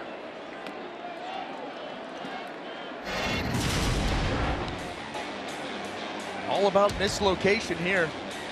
That fastball yanked in. And like we said early on, David Ortiz is quick enough still to get to that ball in, even if it does have mid-90s velocity. 2-1.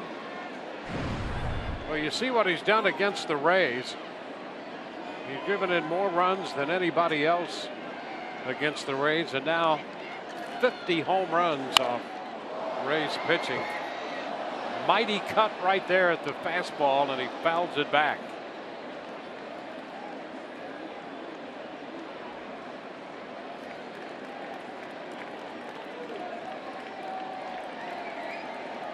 Ramirez next, and then Bradley Jr.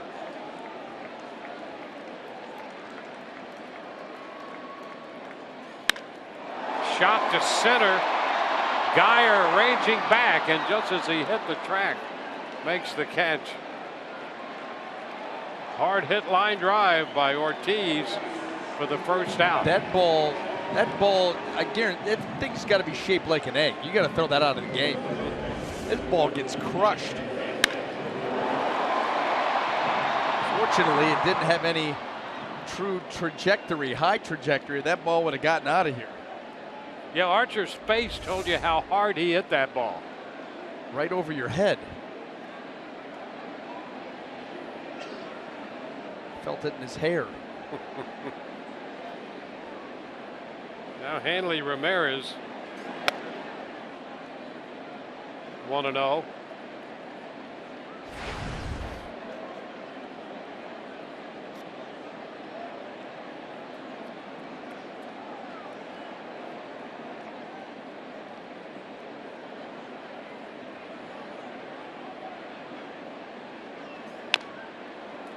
Chopper foul, 1-1.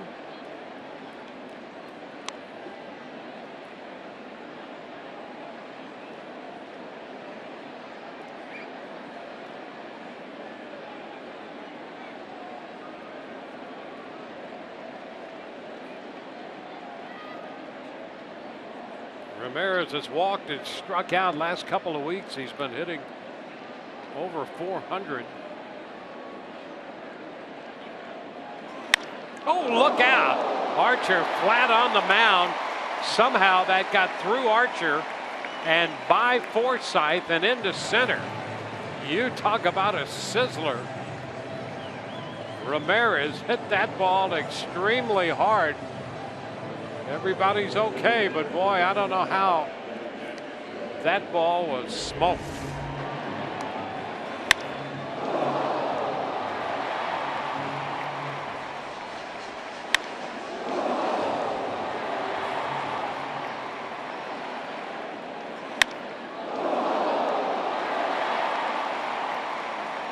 Wow.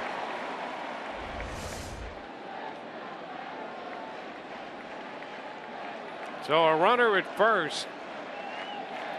Red Sox have hit some balls very hard here in the 6th. Now Bradley Jr. swings through it, strike one.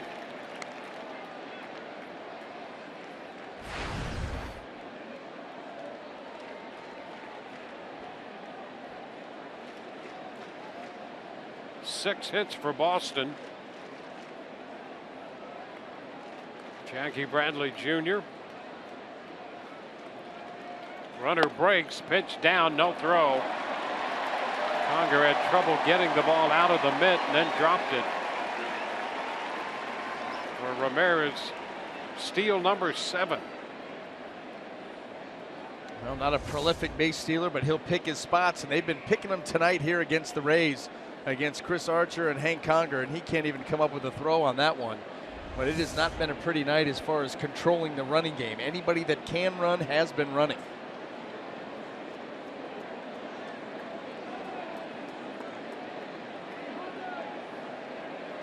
Ramirez in scoring position. Strike 2 call. Angels now lead the Orioles 9-2. Bottom of the 6th in Baltimore. Toronto at home, 1-0 a lead over Detroit in the top of the 7th. Indians lead the Yankees 10-1 in Cleveland, bottom of the 7th. Count still 1-2 with a foul ball. Here the Rays and the Red Sox tied 4-4, bottom of the 6th.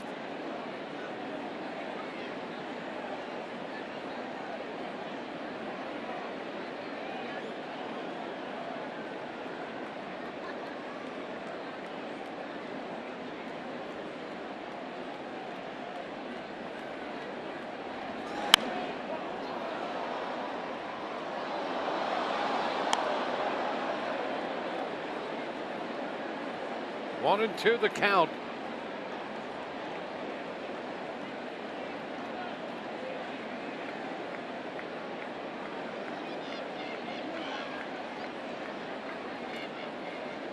Archer over 100 pitches.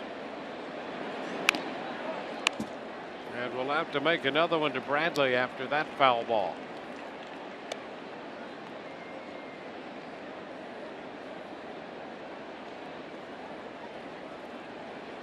Archer's counted 104.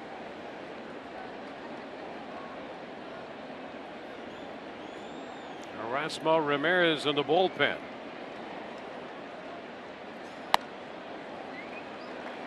Chris made 115 pitches in that last outing against Detroit. That was 5 2/3.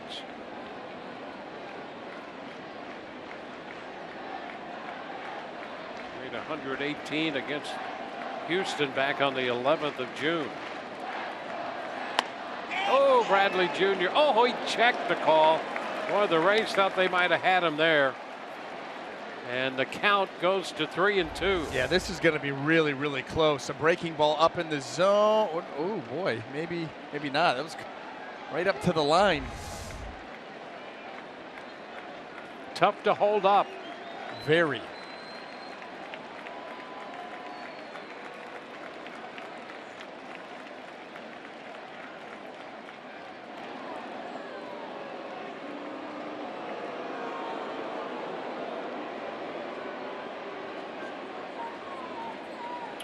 Ortiz line to center. Ramirez single to center and a stolen second. And now 3-2 to Bradley Jr. Fly ball center field. Geyer will make the catch, and holding at second is Ramirez. So 2 outs.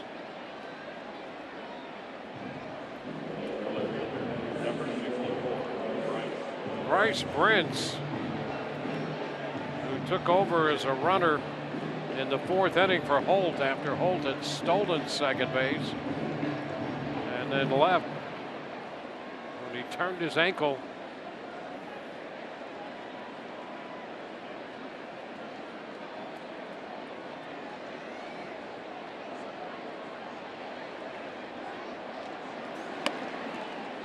Inside.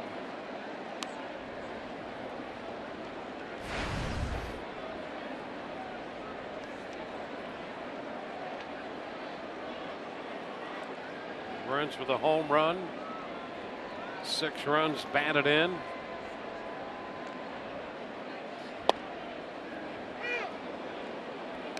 One.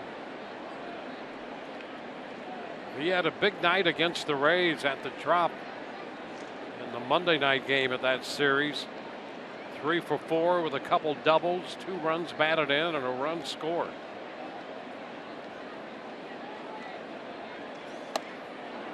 One and two now. Fastball by him. Yeah, well, if you're going to go with the fastball with that velocity up in the zone and you're going to take a long, powerful swing at it, you have no chance.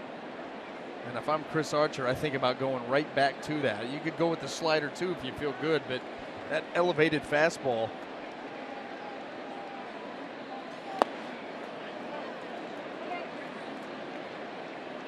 Two balls, 2 strikes.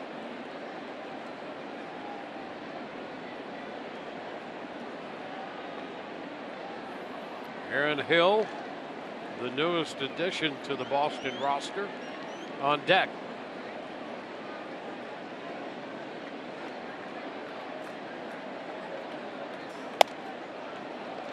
He did go up that time with a fastball high, and Brentz lays off.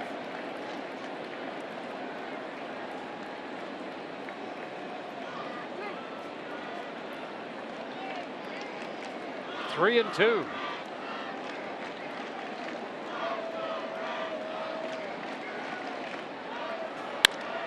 Ground ball, that's going to go through into left. Ramirez will score the go-ahead run. I got to tell you, I don't understand why the elevated heater was not revisited. You know, he got strike two on Bryce Brentz, mid-90s, elevated heater, a long swing. He was never going to get to that pitch, and then he just kept going with the slider. Even that one that stayed up in the zone had good velocity on it, but it was still, you know, just a bad slider. He stays with that pitch, and Brentz makes the adjustment on that, gets it up the middle. That hit gives the Red Sox the lead, but I don't understand why, with given 3 or 4 opportunities to go back elevated heater and put him away, they never did. So Brentz singles on the slider, driving home the go-ahead run. It's 5-4. And here's Aaron Hill.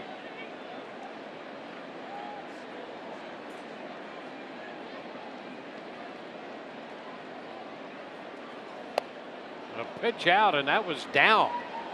A reach down there by Conger to corral that pitch. Well, yeah, thankfully Hank Conger gets the glove down. Thinking maybe some running going on here. That one yanked almost by him.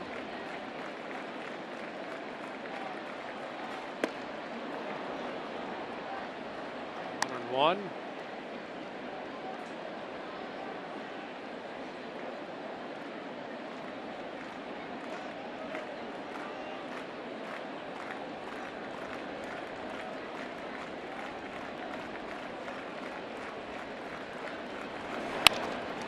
By the mound, flip to second out there.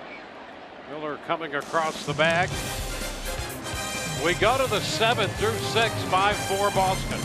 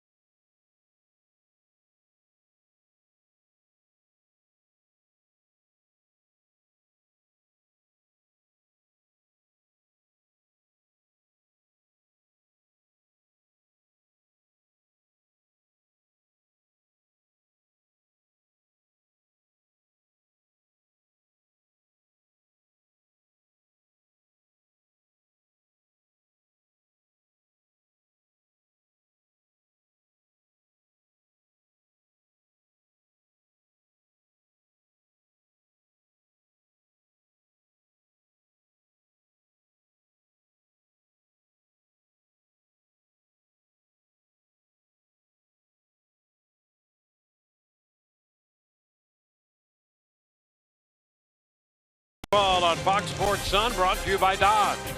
Visit your local Dodge dealer today. By Geico, 15 minutes could save you 15% or more on car insurance. And by your Southern Chevy dealers.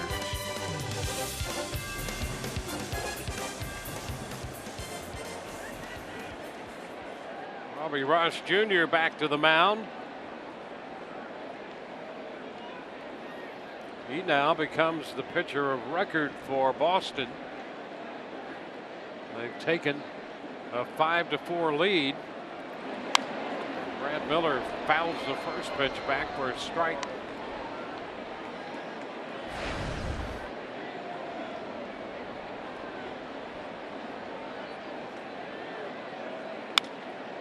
Another foul ball. Time for another answer.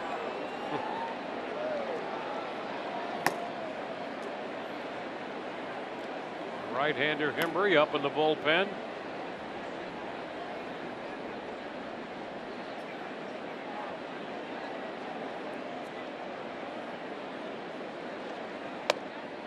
What kind of car do you have Hembree down for? With that hair. We've had the monster truck. Yeah. The only thing, I'm not sure of the make and model of the car, but you know that there are 2 dice hanging over the mirror. That's a guarantee. And if it's a van, you know it's got shag carpet. Oh, yeah. If it's a van. And it might be. Could be a late 70s Oldsmobile Buick with some dice in the mirror. I like it.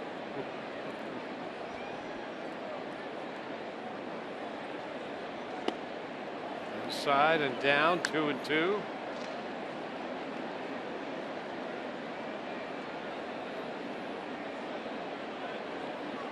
Evan Longoria on deck.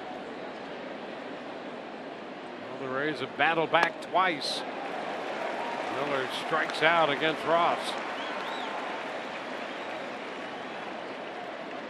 So Ross strikes out the left-handed bat of Brad Miller. Pitching change coming.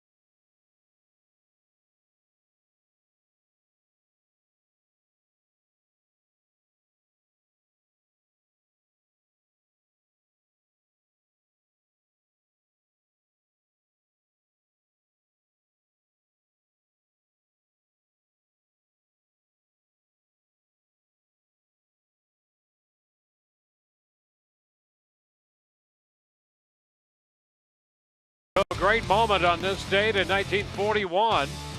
Ted Williams hits the dramatic 3-run walk-off home run, leading the American League All-Stars over the National League 7-5. Splendid Splinter's dramatic drive came on a 1-1 pitch thrown by Claude Passoff off the right field press box of Briggs Stadium. The first Midsummer Classic to be decided in the final inning. Williams in his 3rd year of his major league career, 1941. Number 9. Heath Hembree, the new pitcher for Boston. Well, the Rays have seen him a couple of times this season. He's on for the 23rd time, and he's got tremendous stuff. Strikeout an inning, ERA just over 2. And he gets the corner on that first pitch. Dropped it in there for a strike. Ending at a 3rd for Ross Jr. Couple strikeouts and a hit.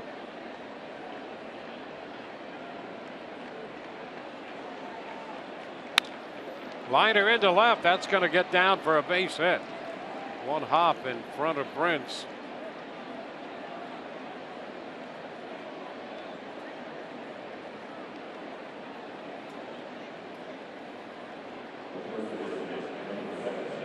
Longoria is 3 for 4 with a run batted in tonight. Now Logan Morrison.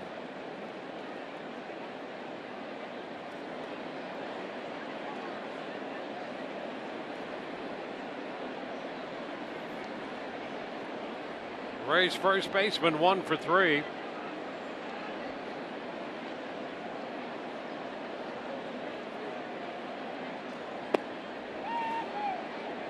Ball 1.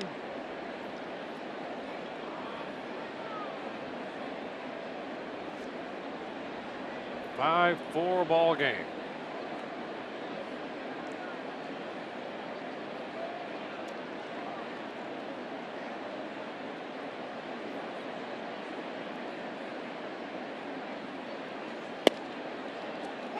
One and one. You can see that fastball jumps there at 95 down in the zone.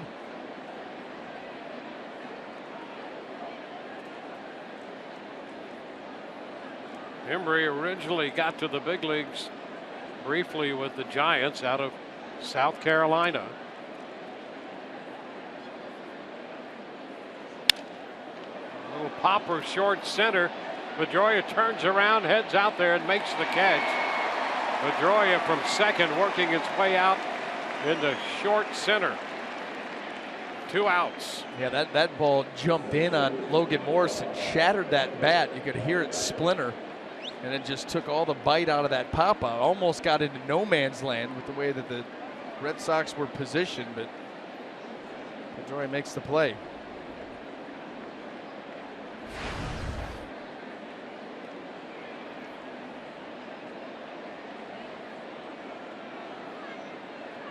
Brandon Guyer hit by a pitch his last time. 0 for 2 overall. Oh, popping away, but not far enough to give Longoria any ideas. Want to know the count?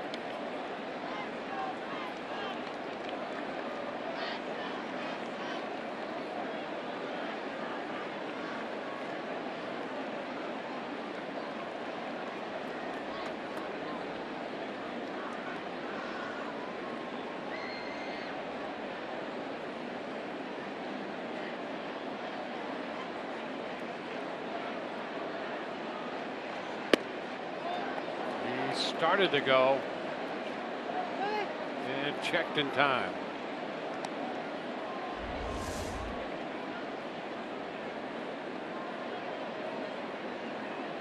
Strong wrists, strong hands. Got a 2-0 count now. Try to keep it going here.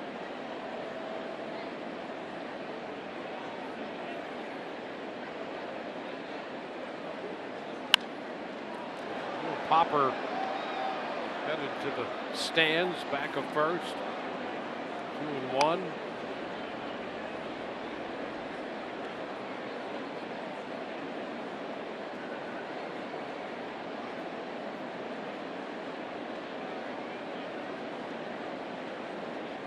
Red Sox have an 8-man bullpen, including now Clay Buchholz.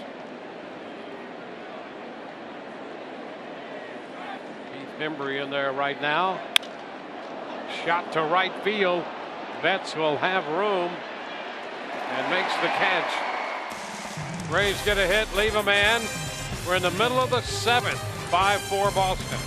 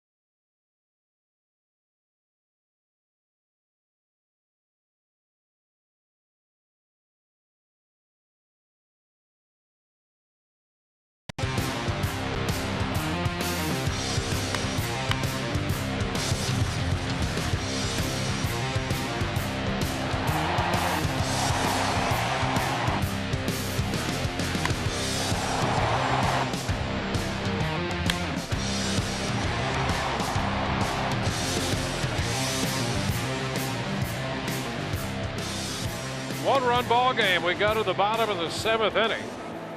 Nick Franklin, a couple of hits, 2 steals, a run batted in, and a run scored. David Ortiz hit a solo home run in the 4th inning. At the time, it gave Boston a 3-2 lead. The game has been tied 2-2 and 4-4, and now it's 5-4 Boston.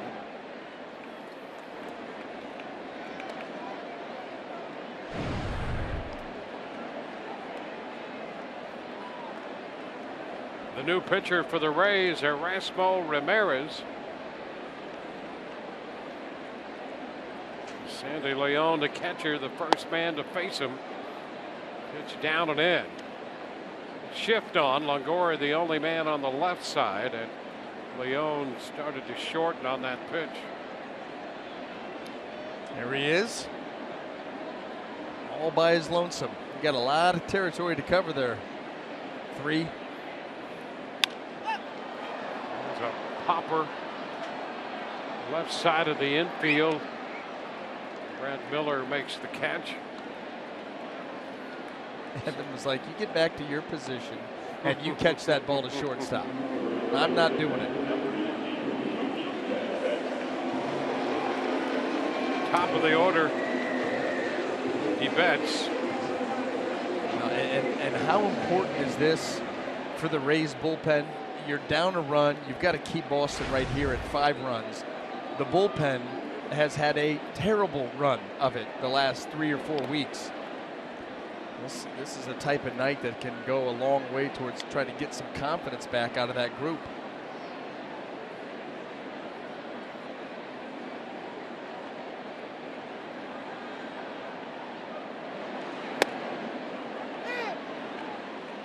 Pitch is a strike. You go back over that 22-game stretch where the Rays are 3-19, and the bullpen ERA is north of 8.5. 8.5 in 22 games. And I think maybe there's only been 3 of the 22 where they haven't been scored on. Well, it became one domino falling into the next domino. Hot shot, base hit into center. Betts is aboard. Line drive.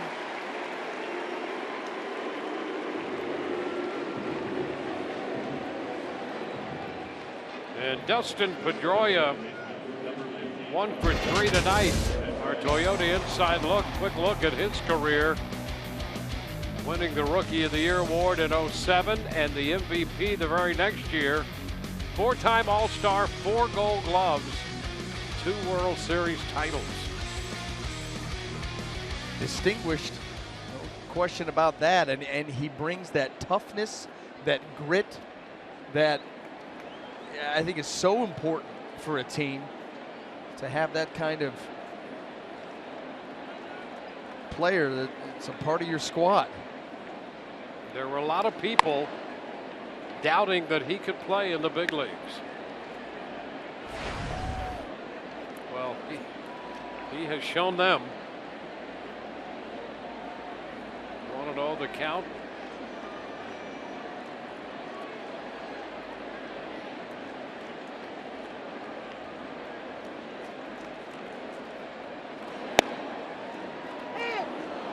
Strike around the knees.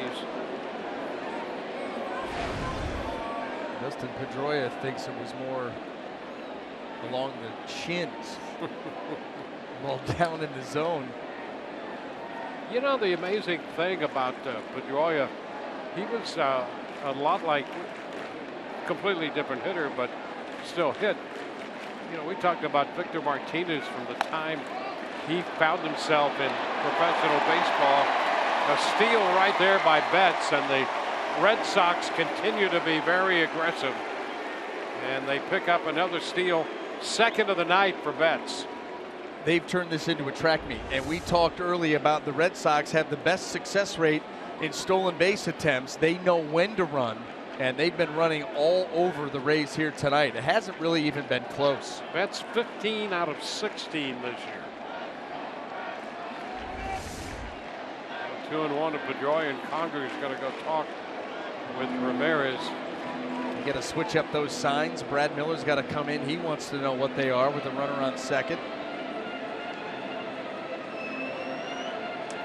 But back to the Martinez point. Well, he was a kid going from the amateur ranks into the minor leagues, started hitting. Pedroia hit wherever he was in the minor leagues, and still there were some folks wondering if he could play in the major leagues. Yeah, because they looked at his physical size. That's exactly not the right. size of what's inside. Yep. Too often that gets ignored. You know, it becomes all about the measurables, but what kind of heart do you have? What kind of drive do you have? In his own ways, many times the toughest guy on the field. 3-1 the count.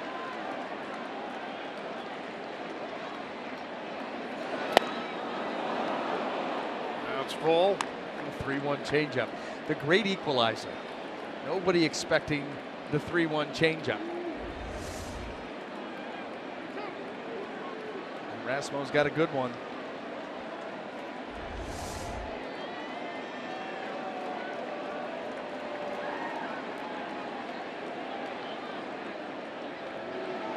Oh, a turn. If anybody'd been on the bag, they had him. That's thinking about heading towards third.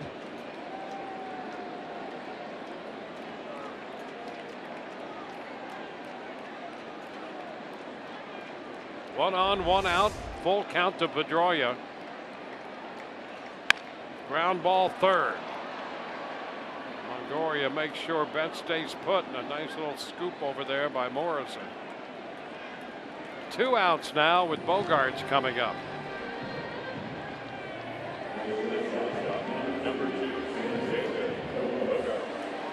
Well, Chris Archer worked 6 innings, made 116 pitches, 7 hits, 5 runs, a couple walks, 3 strikeouts, gave up a home run to Ortiz, and was 8 of 27 in first pitch strikes in this game. Makes it hard. Yep. Makes it very, very hard. Too hard, one might say.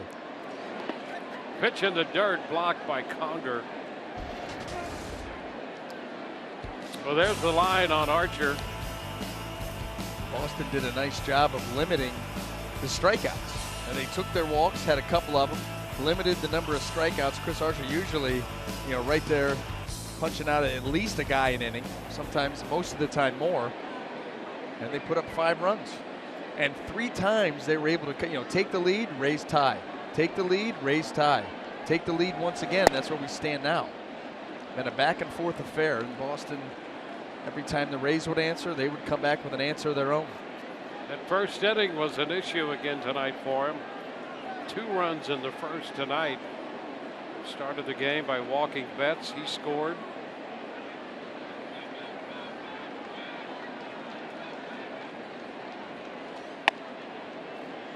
Strike 1, 2-1. Ramirez against Bogaerts. 2 outs with a man at second. David Ortiz, the on-deck man.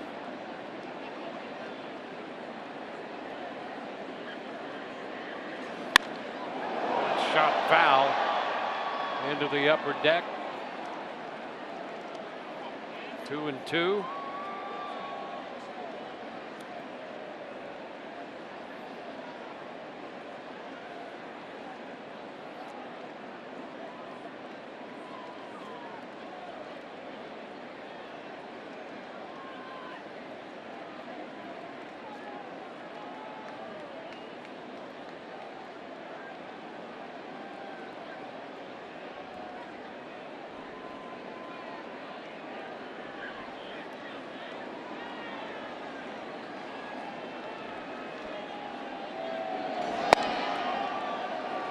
Count goes full.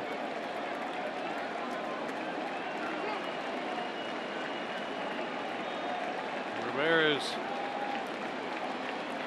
working here in the 7th inning. Worked an inning and a third Monday in the Angels series.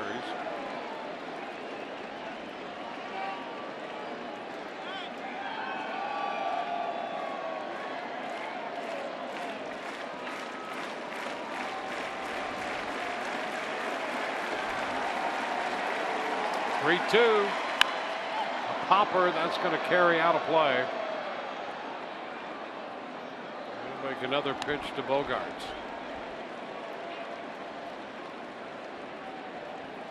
3-game series here in Boston for the Rays.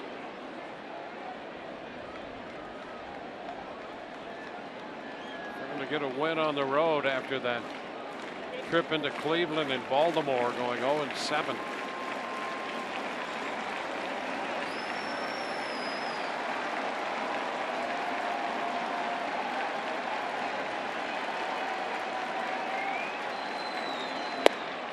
Cut and a miss. Bogaerts upset with himself. Chased the fastball away out of the zone. We go to the 8th. 5-4 Boston.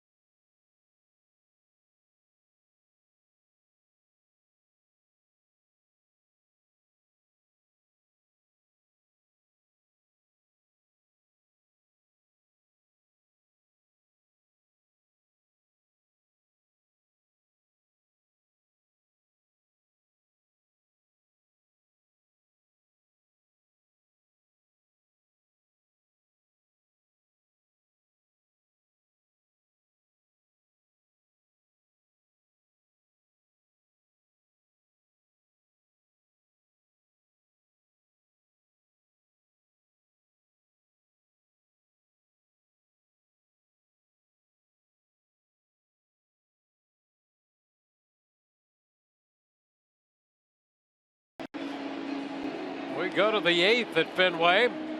The Rays are down. They'll face a new pitcher. Right-hander Matt Barnes is pitcher number 4 for John Farrell. Yeah, almost a strikeout an inning, 40 of them in 41 innings. Now his 34th appearance, and John Farrell, you know, trying to piece this thing together here with the bullpen. Saw the big arm by Embry. Matt Barnes has got a live arm. The Rays need to come up with a run at least. Steven Souza Jr., first man to face him. Corey Dickerson next, and then Nick Franklin. The first pitch skips to the backstop. Just a little outside. 1-0 the count. It's not the way you want to start off an AB. Bouncing one to the mascot. Yep.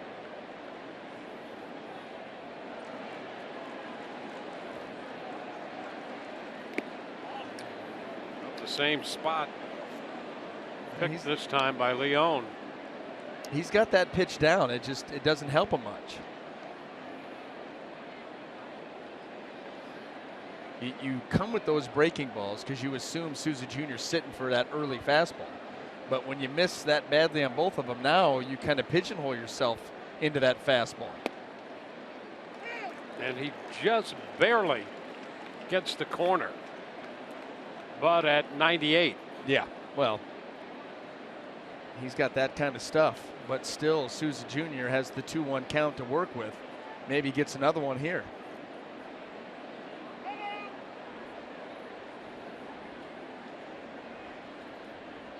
Sullivan for 5.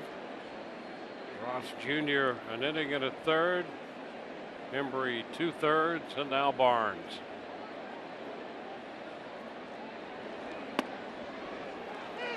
That's a strike.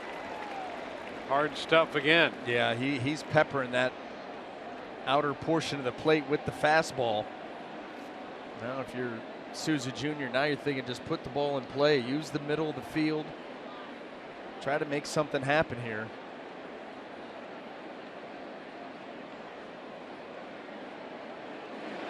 And a cut and a miss. Wow. He went up at 99. I mean, he just kept climbing the ladder as far as velocity goes.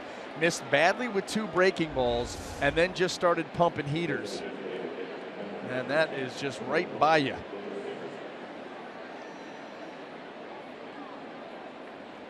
One gone here in the 8th. And it's Corey Dickerson.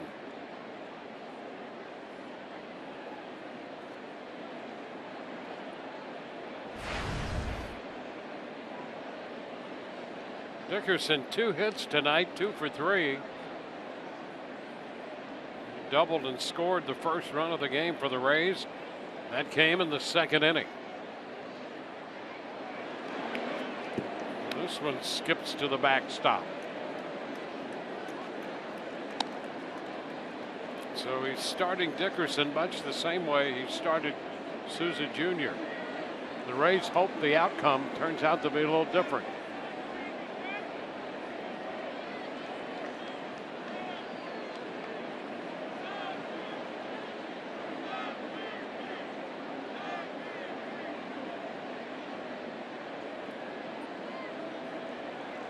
Oh,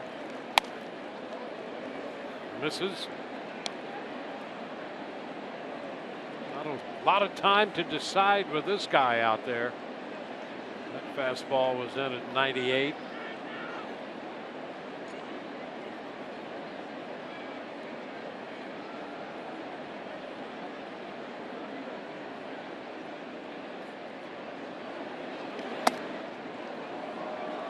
Now 3-0.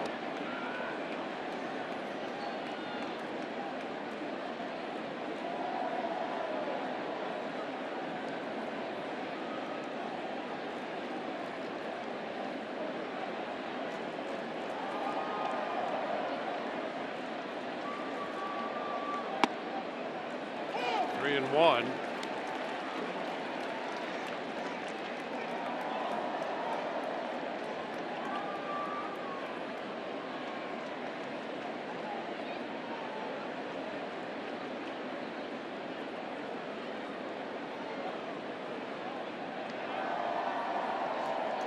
Dickerson 13 home runs, up in the count, 3-1.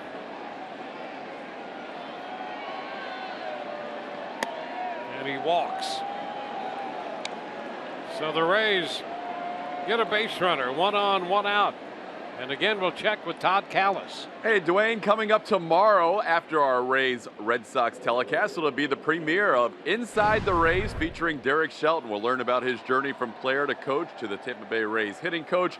Also, he'll show off a little self-deprecating sense of humor as he reads mean tweets fans have sent to him over Twitter. And that'll all be coming up on our Rays Live, or Inside the Rays featuring Derek Shelton after our Rays Live postgame show, guys. So you got Don Rickles following him. Nick Franklin takes a strike at the knees. That's like the new thing, you know, for like celebrities and to do is read mean tweets. People, the anonymity of social media, and they like to take shots.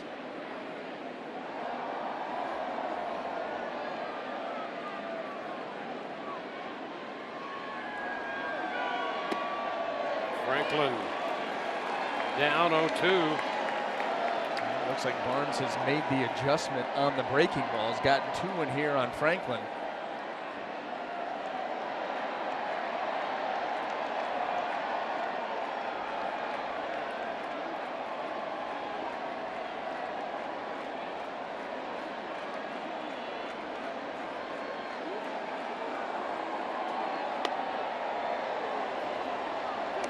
Way up there with the fastball. It's a ball and 2 strikes.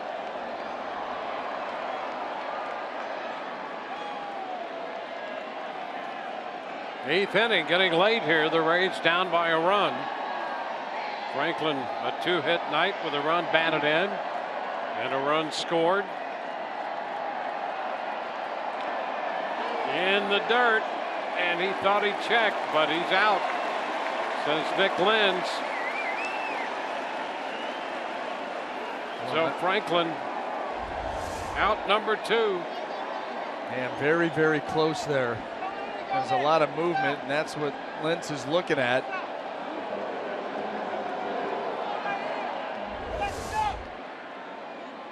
And now Greg Gibson getting into a conversation with somebody in the Rays dugout.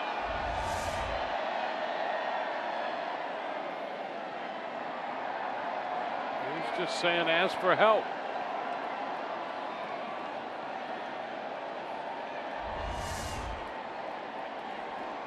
Here's Hank Conger.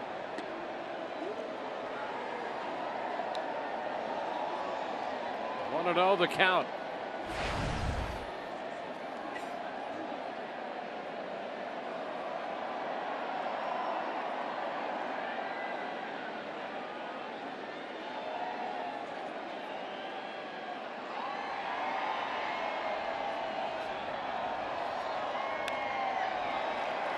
Just a little tap. 1-1.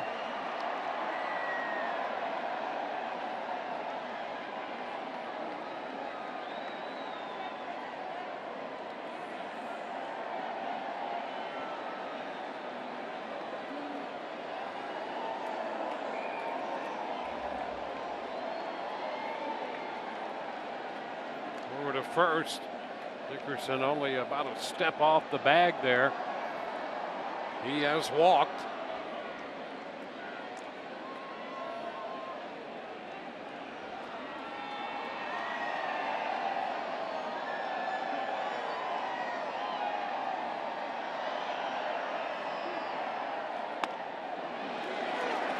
Now it's 1-2.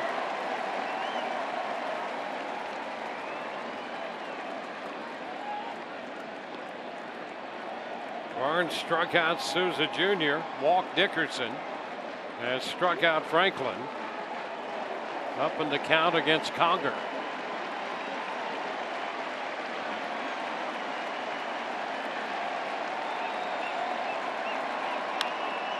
Cut a foul ball back. That was that fastball again at 98.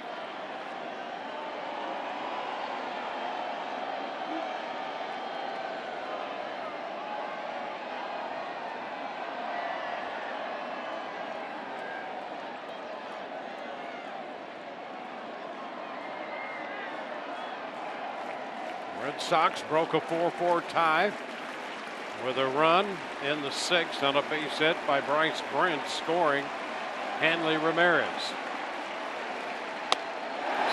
Conger out on strikes. So the fastball gets him. Bottom of the 8th coming. 5-4 Boston.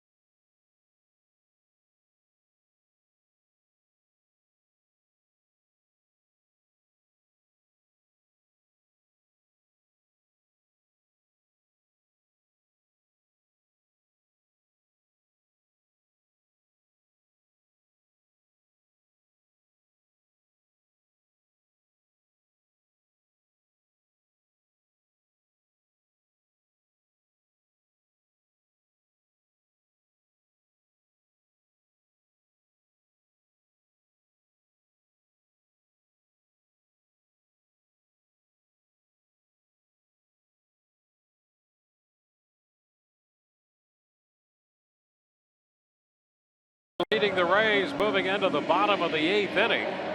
Here's what's coming up tomorrow on Rays Live. Pre-game show presented by your Gulf Coast Honda dealers. Matt Moore with a 5-5 mark going to the mound. We'll be with you at 3:30. Doug Wechter breaks down the Red Sox All-Star Mookie Betts. Betts has a couple of steals tonight. Walk, hit, and a run scored. And as we go to the bottom of the 8th, Xavier Cedeno on for the 35th time, pitcher number 3 for the Rays to face David Ortiz. Ground ball back to the mound, and the flip to first takes care of Ortiz. Well, there you go. 1 pitch, 1 out. And getting David Ortiz, and I'll tell you, the one thing that the Rays have done here tonight is you've had David Ortiz come up 3 times leading off an inning. Unfortunately, one of those times he hit the ball out of the ballpark. That's kind of how you want to face this guy, as he gives that bat away to that fan right there. How jacked is he? That has made his summer. Yeah, that's not even a stretch. It has. And maybe beyond. May bleed into the fall. Yep. Here is Hanley Ramirez. First pitch is a strike. Rays will have the top of the order coming up in the 9th. So Cedeno trying to hold the deficit at 1. You got Ortiz on 1 pitch and gets ahead of Ramirez.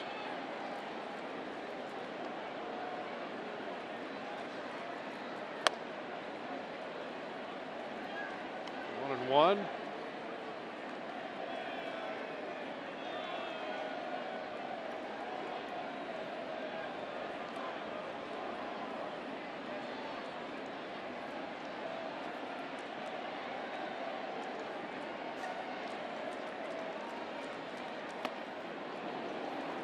Ball, 2 strikes.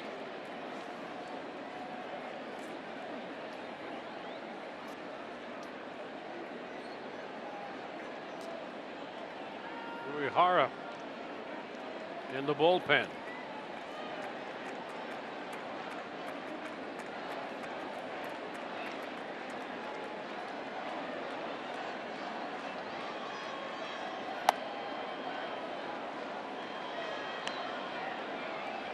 Two and 2 on Hanley Ramirez.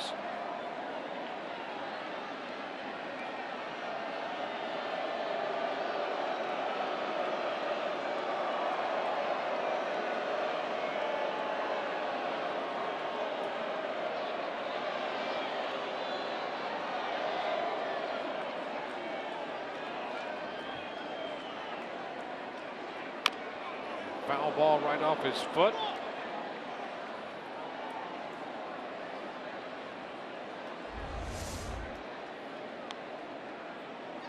Oh boy. The inside of that shin. Yep. No protection there. No.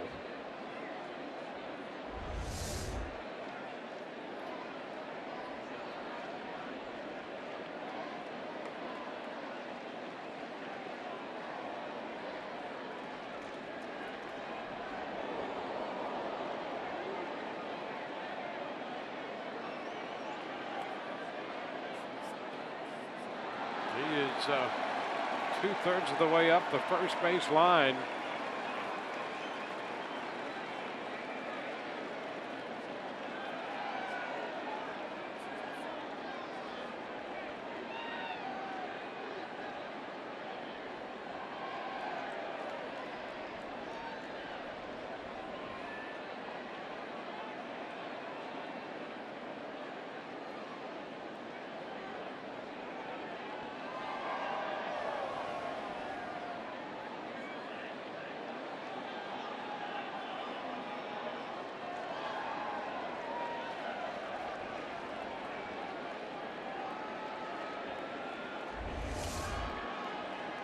Well, here's another replay.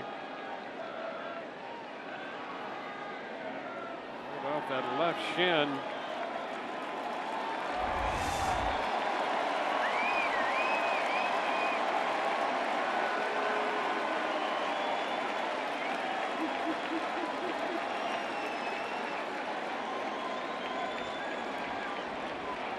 Added a little protection there now.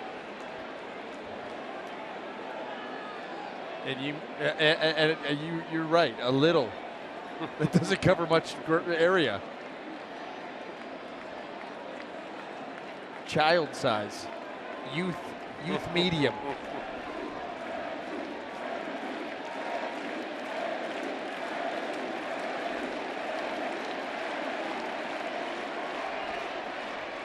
So a 2-2 count on Ramirez. I'm going to tell you what the pitch is here. Another cutter in. Yeah. I'm telling you, that's what you do.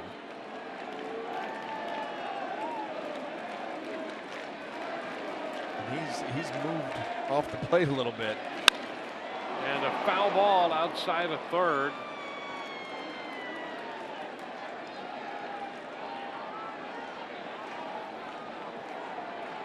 Brock Holt left the game earlier after turning an ankle, stealing a base. They've had x-rays on that, on his left ankle, negative.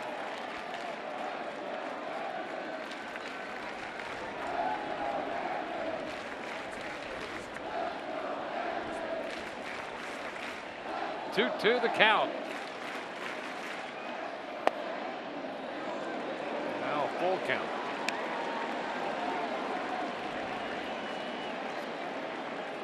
Jackie Bradley Jr. on deck.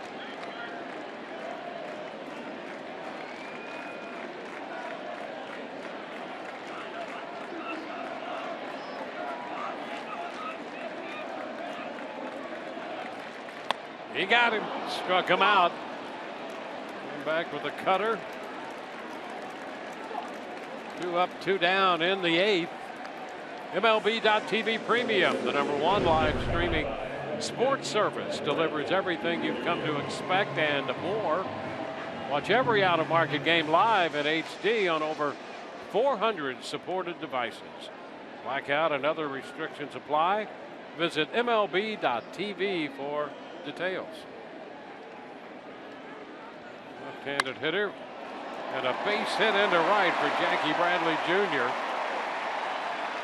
He gets his first hit tonight. 2-out single in the 8th. 9 hits for Boston.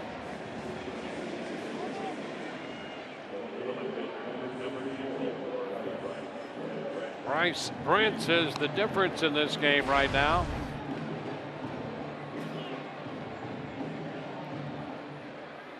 Well, no stolen base attempts off Cedeno yet this season, but keep your eye on Jackie Bradley Jr. He was finally thrown out, caught stealing. First time in his career. He's 7 of 8 this year. And gets back to first.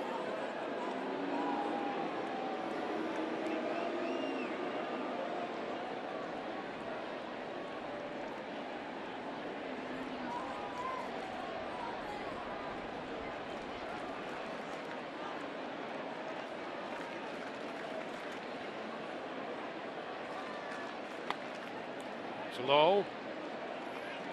Quick delivery there by Cedeno to the plate. Well, that's one way to control it. Left-handed, you're staring right at the runner. Idea of his lead. And then you can mix in that slide step. You make it virtually impossible for a guy to run on you because you're so quick. Now a base hit into center. Geyer cuts to his right to make the pickup. Bradley will go to third. Brent, who entered the game in the place of Holt, is 2 for 2. Yeah, this Bryce Brent's, even going back to that series at Tropicana Field, has just been kind of a pain.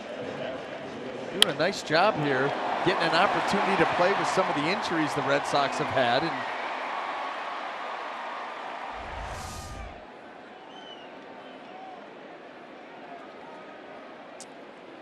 now it's Aaron Hill.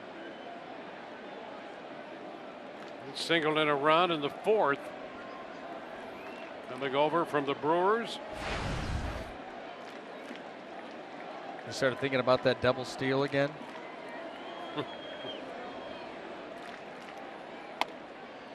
Pitch is a strike.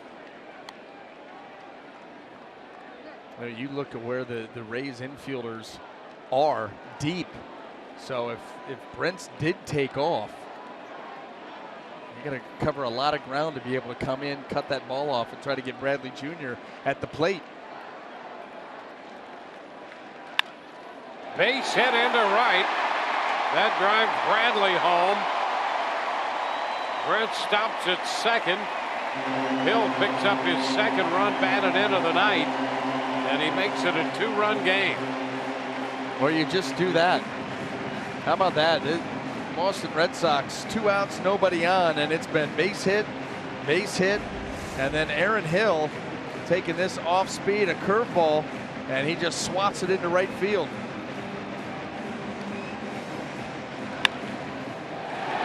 A 2-run ball game now. Sandy Leon due up. The Rays are making a pitching change.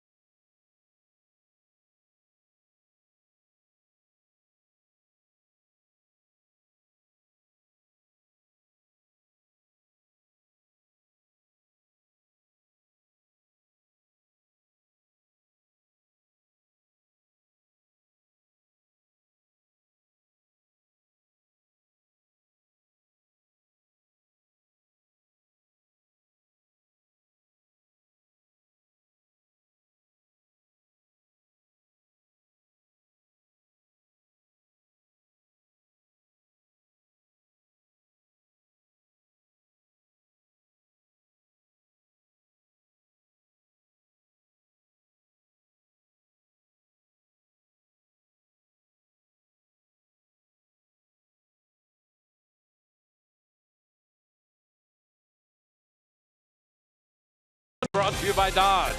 Visit Dodge.com today. St. Luke's Cataract and Laser Institute, world-class care right in Tampa Bay. And by your Gulf Coast Honda dealers.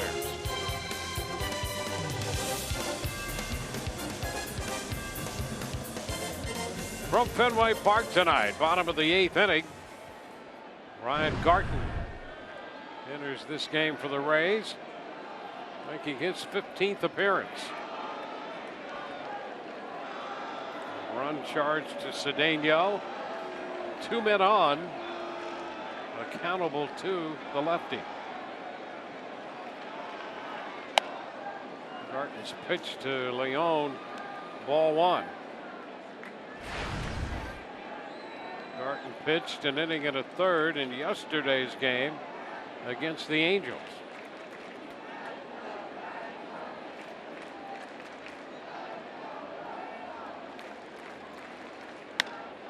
Fly ball into left. Franklin on the move, makes the catch to retire the side. A run scores for Boston. Rays will have the top of the order coming up in the 9th, down 6-4.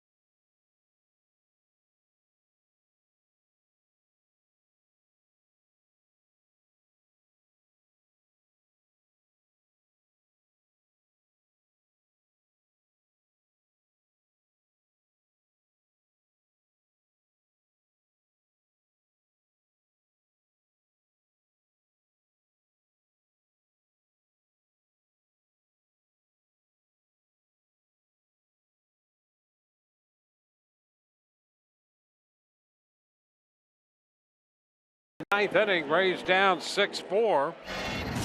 Matt Moore goes to the mound tomorrow for the Rays. Takes a 5-5 record.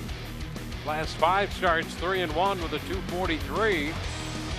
We'll be with you at 3:30 on Fox Sports Sun. Rick Porcello will be on the hill for Boston. Yeah, Matt Moore's been on a nice little run. Rick Porcello has had some nice outings against the Rays, so it should be a good pitching matchup right in the middle of the afternoon. Travis Shaw enters the game to play first base. And the 41-year-old right-hander Koji Uehara makes his 35th appearance.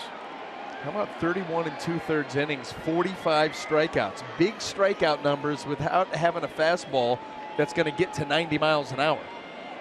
He plays the up and down game, 88, 89, a very good split, a couple different versions of it. Logan Forsythe leads it off against him. There's a first pitch strike in at 88. Kind of short arms that fastball too, so there's a little bit of deception to it. Got short arm action, not a long swing. That's why he can sneak up on you with 88, 89. 0-2.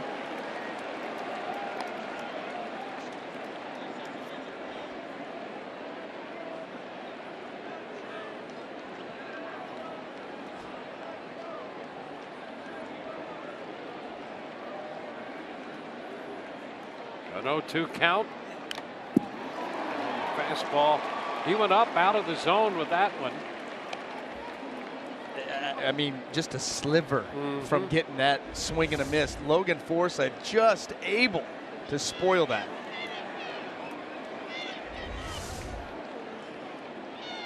Let's see if he goes up down. Fastball way up there. He'd come back with the changeup here.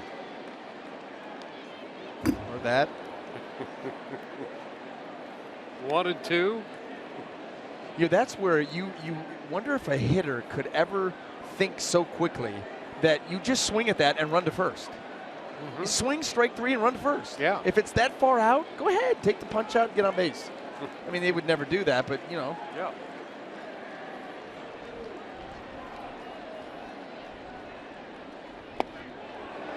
And took a shot, missed wide. You're so programmed to stay within your strike zone. That's why you could never pull that stun off. And even that pitch right there, which is close, Logan Forsythe able to lay off. Shot back into left. Going back. That ball caught by Brents. Well, Brents, who was a late entry into this game, has had a couple of big hits, makes a nice catch there. Just never know when your number's going to be called. He tries to go back up. This time Logan Wise able to get the barrel to it and hit it hard, but there's Brents tracking it back right onto the warning track.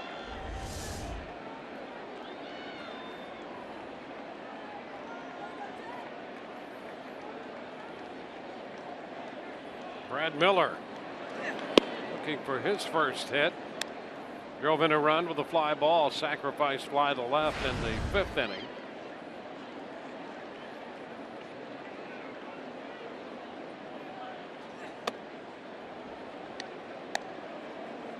Two and nothing.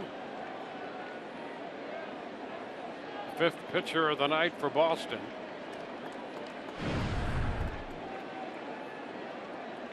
Miller's been good late.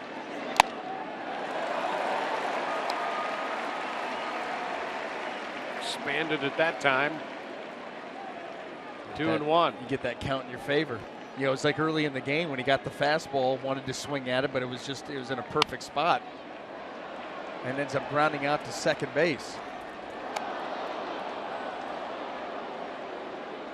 A 2-2 count.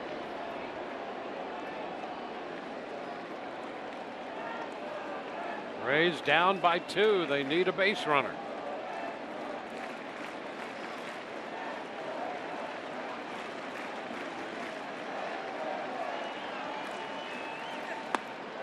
Strike 3 call.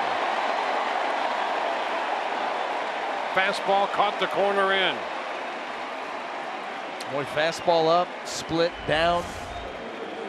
Not looking for this one. No argument. 10 strikeouts for Boston pitching.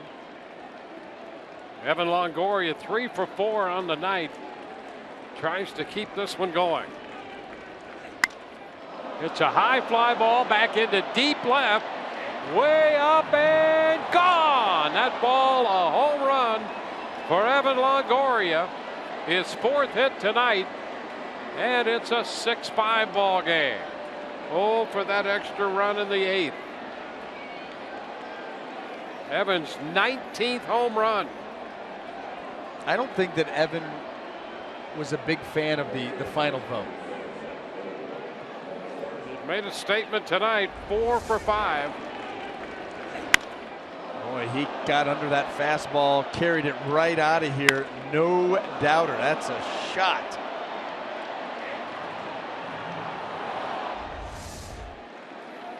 Well, the Rays trail by a run. Here's Logan Morrison. Ball 1 a little low.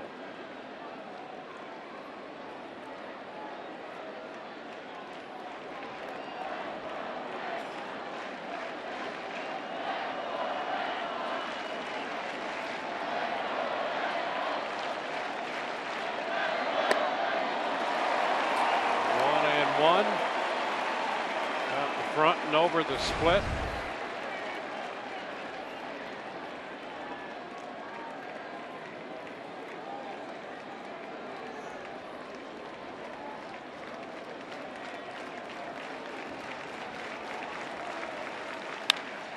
Fly ball center field. Bradley Jr. a lot of room, will make the catch to end this one. Rays do get a run in the 9th, but they're going to fall a run short. And the Red Sox win the first game of this series. A 6-5 final for Boston.